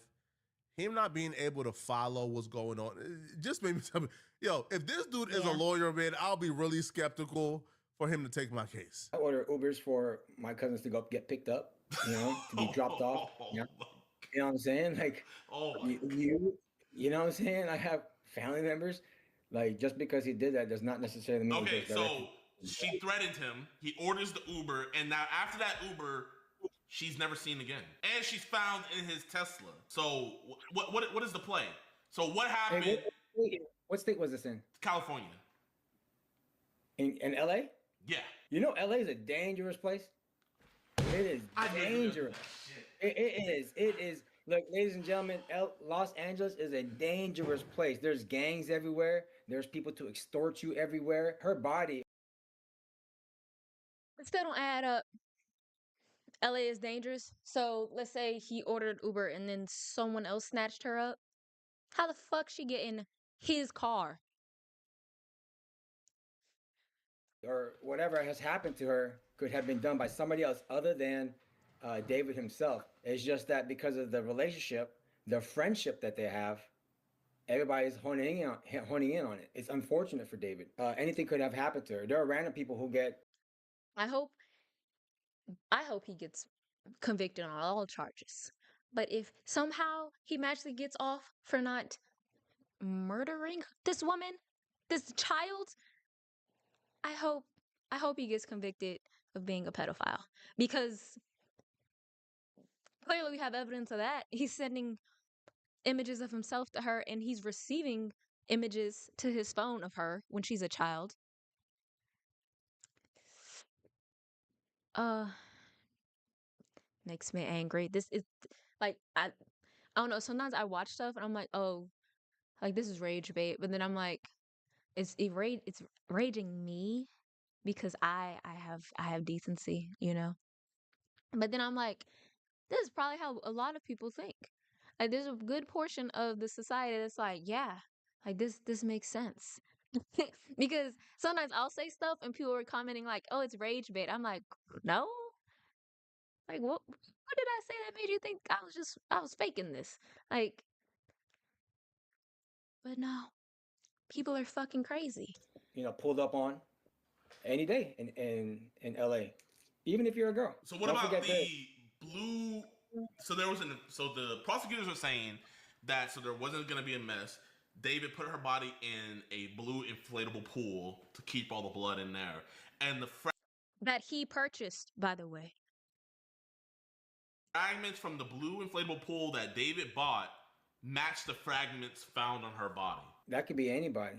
Because think about it, not only is David a potential victim for any of the young girls, but he could be a potential victim for anybody ancillary to that, right? So say, for example, he disrespected an up-and-coming rapper. They're going to want to put this murder on him, right? So let the prosecutors attack him instead of them attacking him personally. Because if you think about it, that is actually a good strategy. If I want to get after David because he disrespected me because he didn't buy me my soda, or he didn't get me a cheeseburger that I asked for, or he just looked at me wrong, or he said my song sucks because I sang for him, I'm gonna say, all right, I'm gonna get this dude.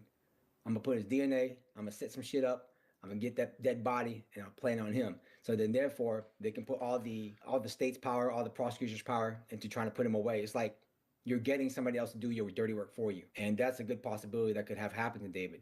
So that's what I think that could be a possibility for David as well. You know what I mean? Like, no, I don't know what you mean. No, like so he orders the Uber. I really hope if David's counsel is saying shit like this in court that the jury sees past all the bullshit and they convict him. That's what I want. I hope it's some sane jurors on there and they're like, yeah, no. No. That's what I want to do. I want to be in a jury so I can decide what's really going to go on. Because if I hear some bullshit like this, nope, lock him up. Wrap this case up. I'm done. And then she allegedly. It's from his account. Allegedly, it's from his account. I can get. What the fuck does that your mean? account. Allegedly. Give me your phone. I can do something to it. You know what I mean? Just because it's on your phone doesn't mean you're the one who did it. Okay. The Uber is sent. It picks her up. It takes her over there. And then also, so how did they get access to his car? How is her body found in his car? And then they also have video evidence of him being the last person to leave the car before it was impounded. So he didn't smell her in there? He can give somebody else access to the car. Just because it's your car doesn't mean like you're the only one who has sole. You're not dreaming, people. We're actually hearing this right. So this dude who claims he's the greatest attorney on earth, he can get anybody off of anything. Now, I understand his lore and his meme, but his defense of David, he says, would be somebody else, okay? They ordered the pool, the chainsaw to David's house. They dismembered Celeste, and then they put the particles from the pool David ordered in Celeste to frame David. And they took the blood of Celeste and put the blood in David's garage to frame David. And the unique DNA that was found, that would be his defense. Some struggling artist or rapper that David had beef with murdered Celeste to frame David. All right, man. Hey, listen, man. All right, for anybody buying this, good luck. I'm just disappointed, man. This is not cool, bro. Like, this dude should not. It's ridiculous. This dude should Ban him not, from the under internet. any circumstances, bruh, be doing this. Snatch If you want to give your his honest bar. commentary, cool. But this Snatch his entire interview license. just came off as trolly, rage baity, shameless, promoting his business. It just seems nasty. And yo, I think Gideon is a good dude. I don't think Gideon should do this again, man. Like, don't. Me Like, either. if you want to bring him on to talk about legal stuff or to give his actual opinion. Bringing him on to shamelessly plug his business on top of the dead body is crazy, man. Y'all let me know what y'all think about this, man. If you're still watching this video and you want to watch another good video. Nah, that's crazy. I'm disappointed Jadion even had that man on there. And then that man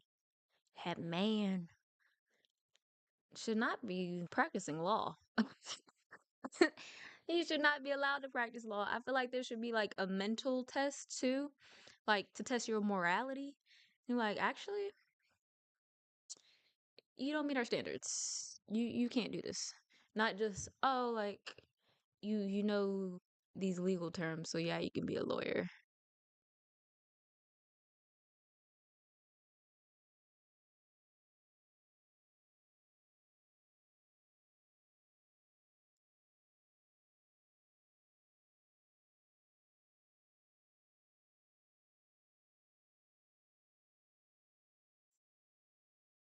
That is true too. David was wrong, but his mother and whoever knew should be in jail too. The mother, her dad, um, all of his friends, all need to be investigated. Cause why? What did y'all think this little girl was doing? Like when I tell you this girl, she looks like a child. She looks like a child.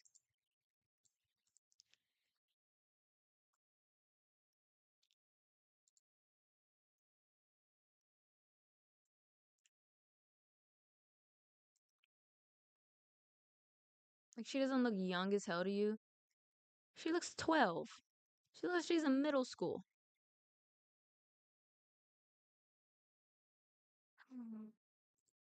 Lord. Okay. All right. Well, all right, we got one more video and then I'm gonna probably get off. But this one's gonna make me angry too, you know? All This Boston Richie all situation rage has bait. got.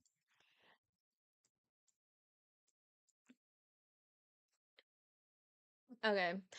This is the Boston Richie situation just got 1,000% worse by Poetic Flacco. This Boston Richie situation has gotten 1,000% worse since our last update. Boston Richie responded back to his horrific career-ending allegations earlier today. If y'all didn't know, his ex-girlfriend that he met when she was 16 and he was in his 20s. I think he was 29 or it was either 25 or 29. Either way illegal.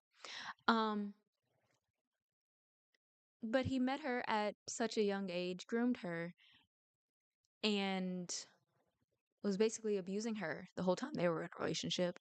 And then come to find out, he was also having her peg him. And people only seem to care about the pegging part. They don't care about the abuse that this girl was going through or the pedophilia this man was clearly exhibiting. So I'm kind of glad she mentioned that part too, because then niggas probably wouldn't care. Because they have no remorse when it comes to they have no shame when it comes to victim blaming. So I'm glad she brought up everything and was like, actually, this happened too.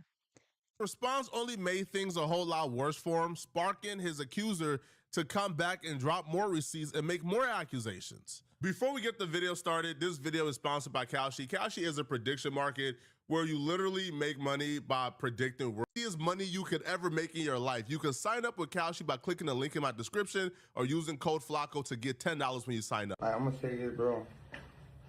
Well, I hate to say this because I ain't even the type of the internet nigga that's going on the internet.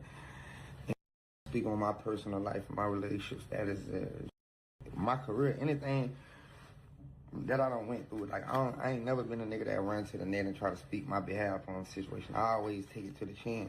99.9% of this response and clarification was absolutely useless. He was ducking and dodging, actually speaking on the accusations. He was talking about how she betrayed him and how she betrayed his trust, and it's not fair. But that doesn't really address the core accusations here, which are specifically two things. His long-term girlfriend, ex-girlfriend now, Tati Chanel, posted receipts of Boston Richie dealing with her when she was under 18 years old, of Boston Richie asking her to buy, 16. bedroom toys, essentially strap-ons, so she could give him back shots when she was only 17 years old. Boston Richie putting his hands on her, leaving bruises on her, choking her unconscious. So Boston Richie is being accused of quite possibly the most horrific thing any man can ever be accused of, right? Being a pedo, being a woman beater, and also, being flexible as a gangster rapper. She would also allege that 9 15-year-olds reached out to her today, telling her their experiences and trauma with Boston Richie. Now, she did say, I can't post all because some want to stay hidden. Just know I'm willing to help everyone. Just contact. Again, lock this man up. I'm glad she's going to the internet to expose him, but press some charges. Get him locked up. I know you got it. She's posting proof on the internet, so like go to the police with that. And what state did this happen in? Because they really don't even need her to go to like the police. Depending on where she's at.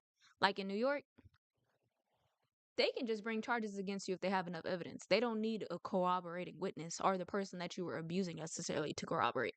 They just need evidence. I'm like, oh, well, we found this, and now we're taking you in. Me. Now, she was also dealing with Boston Richie when, she was underage as well.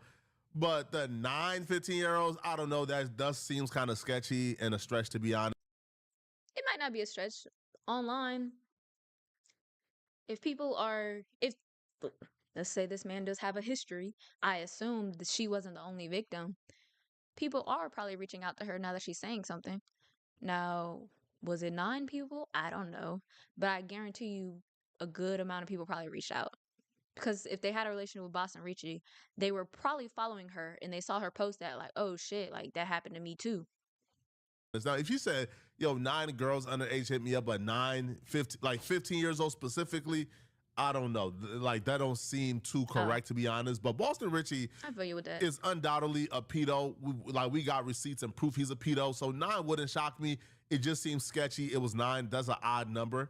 She posted a message between herself and one of these supposed 15-year-olds who is apparently telling her that Boston Richie was propositioning them to be a part of a threesome. I must emphasize, she showed receipts. She showed messages of him asking her to get these things. His excuse for that is laughable. She showed receipts of her being bruised and brutalized. She showed a police report where he literally got charged with choking her unconscious. She showed proof that he was dealing with her. Good for her. I didn't know she went to the police. I'm happy about that. A lot of times people don't. And I can understand why they don't sometimes. Like, I know it's just like a trauma response, but good for her. When she was underage, and we didn't need the proof to know that. Boston Richie posted her on her 18th birthday in his bed, butt naked with only his chains on. You think they started talking on her 18th? Man, all right, bruh. What? Why are we not locking these niggas up sooner? Oh my God. He posted her on her 18th birthday, naked in his bed. We don't stand to believe they was talking the day before. Oh my God. So Boston Richie has a lot to respond to. And he spent probably 70% of this talking about how it was unfair. I tried to watch that video, by the way. I couldn't get through it. He was talking in circles, won't answering nothing, mumbling. I was like, I don't have time. I don't have time for this. She's doing this to him, and she's trying to tarnish his reputation and his good name. Again, not addressing the core issue here is, did you do these things or not? But it's damaging it when it's like a person you love take advantage and bully you at all costs. When I'm a nigga that don't set. Who was doing the bullying? It sounds like he was. What does he mean when a person you love was taking advantage of you? You were taking advantage of her. back and sacrifice everything for this girl. To my nigga, I don't want to get my mama, my sisters, my BM, nigga, my label, nigga, I don't want to get the world about this girl. And since day one, the first time I seen me I think we know why. and Shawty together, it been negative. It always been negative. Like even with the age, the underage, I ain't never going to that and tell nothing about that, tell the truth about that. I always live by one thing. I'm gonna protect you. I'll take it to the chin. As long as you go up, I'm cool with it. Sir, What? that's not a response. Like, what do you mean? Even with the underage stuff, man, I never said the real about that because I was trying to protect, but he never says. Trying to protect her or trying to protect you? She wouldn't be in trouble for messing with you when she's underage. You would be in trouble for messing with her because she's underage. Like, this doesn't make sense. Do people not have friends? Like, you would think if you told this to somebody or like you sent this video to someone beforehand, like, hey, does this make sense? Your friend would be like, don't post that. Don't post that. You're incriminating yourself. The real about it. He that's how he addresses it. He leaves it at that. I never told the real about that because I was trying to pretend. Huh? Excuse me?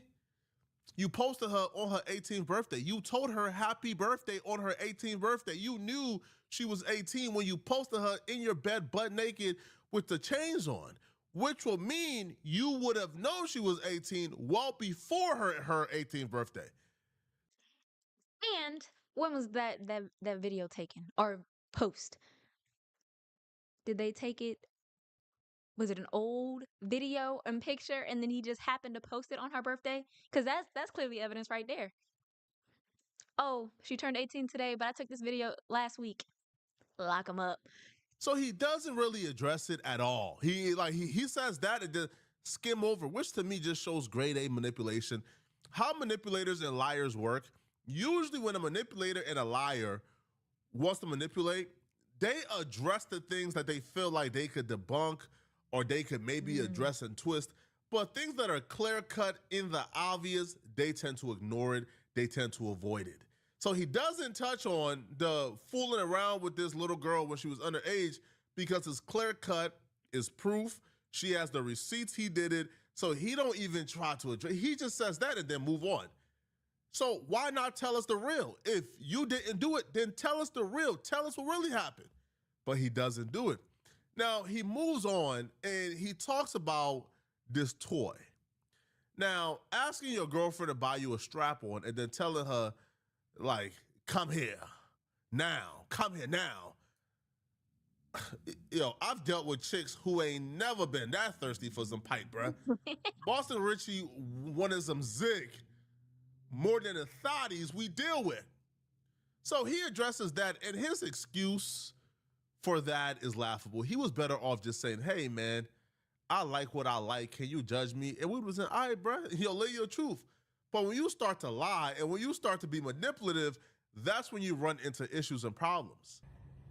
I wish I could have did this better, did that better, but it's like, it comes to the point where like, you want to see me so down, you want to get on the internet and spread narratives, oh, this nigga gay.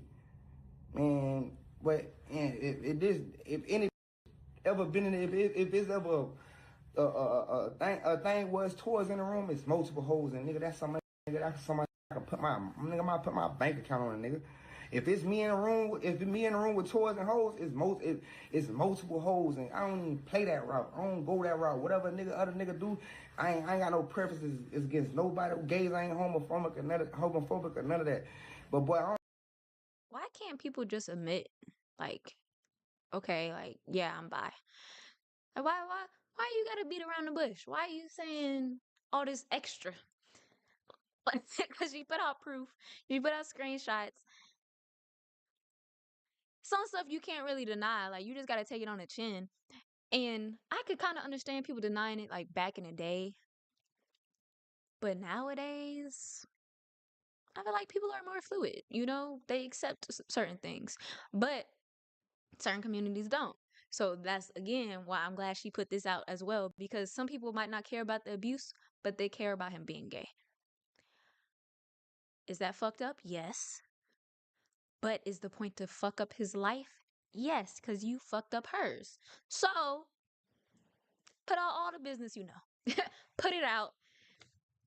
I'm for it. I don't swing that way, and if it's toys in the room, I got multiple holes. It's plenty of nights, nigga. I don't went in the whole room, and you know this, nigga, 4, 5 holes in the room, nigga. These hoes go at it, nigga. I don't even, nigga, that's just how I'm pushing my nigga. This how I'm living. 6, 7 holes in the room one time, nigga. Me, I don't run train on hoes. My home, man, my dog them know that, nigga. When I go in the room, my hoes, nigga, I go dolo. Nigga, from a B&B to a room, nigga, I'm going in the room, nigga, 7, 8 hoes, nigga, one time, nigga, every other night. This easy for me, nigga. I ain't never swinging that way. I ain't never no gay little beat anyway. I'm a player, like, and I hate it to the fact that even like, cause this some niggas will be able to run with, cause nigga, I'm Mr. Paper Shit. All these niggas hoes. The absolute number one rebuttal and excuse when gay men wants to hide their gay, they always, I get hoes. That's like the number one talking point. I get hoes. You don't see.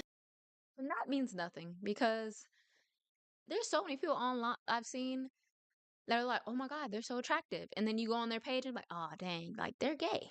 But like, they don't want me. That doesn't mean like the bitches don't want him.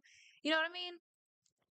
That's not so it just is not a very good excuse. And then also he could be bi. Like, yeah, let's say you get hoes, let's say you do fuck these bitches, but you also like dick. Could be both. All these girls around me, but the girls could be a mask and a beard. Right? Usually, like down low men have a lot of women around them. Like that's their beard. Now, he says that he told her to go ahead and buy the strap-on, not for her to use it on him, but for her to use it on other women, that he was gonna watch her use it on other women, and this is just what he does and how he does it. But Tati responded back, and Tati said, what? Use it on other... Bro, we ain't never had a threesome. We've never, like, slept with a woman together because you know I don't play like that. You know I don't play around like that. So she's telling Boston, man, stop capping, bro. Why would I get this for me to use it on another woman when we've never slept with another woman together? So first and foremost, we're going to talk about Mr. Mucus making a video and lying the whole time. Like, am I tripping?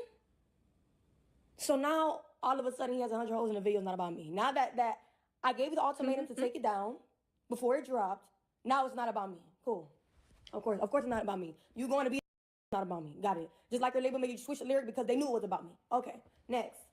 So he's saying that. So what was the original lyric that started all this? Like, what happened? That's what I need to know. I don't know what started the beef to begin with. Like, why was she like, you know what? Put all this out on Front Street. And if he knew she had all this info, why didn't he just listen to her? Like, you would think common sense, you're like, oh, like, she actually do know our business. Like, let me just do what she want. You thought she was just capping? Like, she won't gonna tell after you did all this to her? I got these images from out of his phone. No, love. You actively send multiple women every single day videos out of your phone of other women. You actively send multiple women videos out of your phone of other women every single day. I spoke to over 100 females who you send videos to of other women today, just alone. So make it make sense. And then lie number 3, it's the biggest lie. If it's toys in the bedroom, that means it was another female. I never in my life did a threesome in my life. I don't like no. If we did a threesome, drop a receipt that we ever did a threesome. Drop a receipt where I ever said, hey, babe, let's do a threesome. I don't do that. Quite frankly, if you want to speak the truth, you asked me to do a threesome with your dog, Wavy. You told me while we were in the bed, when I was doing these things to you, go wake Wavy up from upstairs. He would like this, I promise you. I said, what? How you know? Oh my God. Oh, this is comical. Winnie is apparently one of his homies. Yo, if Boston Richie actually have the collection of booty warriors that Ray J was talking about during his Breakfast Club interview, yo, that'll be very concerning. uh, again, clearly and obviously he's lying about the reason why he asked her for that toy. Because we see messages where she's telling him, bro, I'm Yeah, the I one who believe be everything she's playing in saying. your butt and doing all these freaky stuff. Why do you treat me like this? Because I don't think most women would admit to doing that. Like, if it wasn't true, you wouldn't want that on your name, honestly. So I believe her. I believe everything she's saying. Go get another girl to do it. So clearly they do freaky stuff. Clearly he likes freaky stuff. To me, that's not even. Listen, if I'm Boston Richie, I would have came online and I would have owned up to being freaky while addressing the serious things. Because, to be honest, the only thing here that we should really care about isn't what he does in the Is bedroom. the abuse. Is A, are you dealing with underage girls, bruh? Like, are you really dealing with it? And then two, bruh, stop putting hands on women. Those are the only two things we should care about. But it's a shame that, the homosexual activities is gaining more momentum than the other horrific thing. Why isn't nobody caring that he's dealing with like 15 years? That's why I'm glad she put it out. Because if she only put out the abuse and the fact that he was messing with her underage, I guarantee you the story would not be as big as it is. Like, people would not care. Because society's fucked up. But I still need her to go to police. Go to police with more. With all this information. Please get him locked up. He don't sound like he need to be on the streets. So lost and confused. And it should not be tough to debunk it if you didn't do it. I didn't even keep. I went to go take a shower, sat in the shower like, and I ain't know. So let's not even do all that cap. One thing about Tati, I don't cap. You know yourself. I come with these receipts. And you want to sit here and lie and say, I went through your phone and I'm sending these videos. Yo, you don't even know I spoke to 9 15-year-olds today about you. About you. You drugging women. You're raping women. You're exposing women without their consent. You're letting your dogs run trains on these girls. You're sending out women's sex tapes. You sound ridiculous, gang. And you know it. Please get him I left the investigated, relationship in Lord. February. This literally every other day goes on a rant on Twitter, rant on Instagram. I'm not the issue here, obviously. When I texted Cowboy and I said, listen, I'm going to leave this where it's at. I'm going to leave it in God's hands. I'm not going to do no lawsuit on this because he really needs help. All I want is Epic to get this man help. Get this a program. You got nieces that are 15 years old and you 15 years old. You're 15-year-olds. And you have motherfucking kids in your crib that are 15 years old. And you're 15 years old. These 15-year-olds. It's not okay. He needs help. He needs help, and nobody's helping him, bro. He needs help. Y'all let artists get away with anything they want to get away with. This needs real help. He's sick. There are multiple conversations happening online about this simultaneously. However, they're being mixed and matched. The people who want to focus on Tati and whether or not she's the perfect victim and whether or not she knew what she was doing. Also, that too. I hate when people try to make someone be the perfect victim. Like, that's not a thing. And then people are also justifying her being abused because I guess a couple years ago, I guess maybe evidence came out or people were telling her she was being abused, and then like she flashed videos of like the bags and purses he was buying her, and she was like, "Do I look like getting abused?" or some BS like that. But that's what victims say, bro. Like, I need y'all to watch SVU. Like, I need y'all to like just sit down and watch a couple episodes of SVU, like so you can understand like how it works, like why victims are behaving this way. Because it's a cycle. Like, it takes a while for them to be able to actually leave. A lot of times they're being financially abused, so they don't have the means to leave. And then if they do leave, they're scared of what will happen if they leave. So if they leave, they're scared the person's gonna come after them. Like, there's a lot of things going on. Like, it's not just like, oh, like She knows she was doing. She getting money so he can do this. No. No. What are we talking about? Which is good, right? And they're pointing out clips like, hey, yo, Tati says she only stayed because she was trying to get more money out of him and she's not the perfect victim. To me, that conversation shouldn't matter. Whether or not you believe Tati is the perfect victim should have no bearing on what you think about Boston Richie and his innocence. If you believe that Tati knew what she was getting herself into and don't cry now. At 16? At that? I'm sorry. All of this video, the last video, is making me angry. Now, then that should have no bearing on what Boston Richie. You should still be able to look at Boston Richie and say you are a monster, because undoubtedly you dealt with Tati when she was underage. For sure, for sure. We know that for a fact, at least one. So you are a monster. You are horrible. You are horrific. But it feels like because people don't want to assign victimhood to Tati, they're now allowing Boston Richie, who's the perpetrator in the situation, to get off the hook clean. And to me, that's wrong. You could say, hey, man, Tati, man, I don't want to hear them tears, but you knew what you was doing, which I still think is a weird conversation to have about a 17-year-old girl dealing with somebody who's 25, 26 years old, right? She was underage. Now, I think Boston Richie and Tati was even dealing with each other well before 17, because she said at 20 years old, they've been dealing with each other for 4 years. That would mean that, he started dealing with her at 16, right? So I don't feel like whatever your opinion is of Tati and her being a victim, that should not affect you examining Boston Richie and looking at these accusations and looking at the things that we know for a fact happened, right? Like for a fact, he was dealing with somebody underage. That's a fact. For a fact, he was arrested for it. He choked her until she was unconscious. That's a fact. But y'all let me know in the comment section, what do you guys think about this, man? Are y'all giving Boston Richie a pass for this? Let me know, okay? If you're still watching this video and you want to watch another good video, then click on this video right here somewhere on my screen, somewhere here, or here somewhere. Fucking sicko.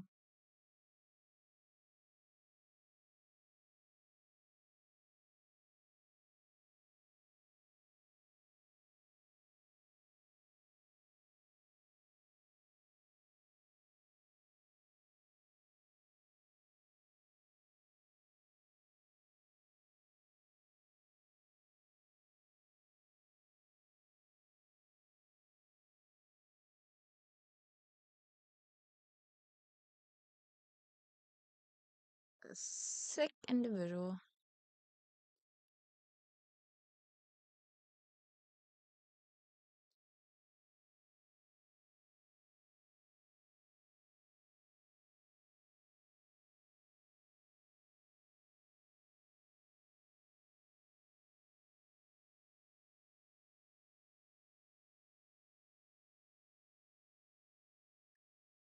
Ooh, Lord. Okay. I think I'm gonna get off. Need to find food. And all these videos is making me mad. So I need to go find something entertaining. Something less dramatic. Less that will anchor me.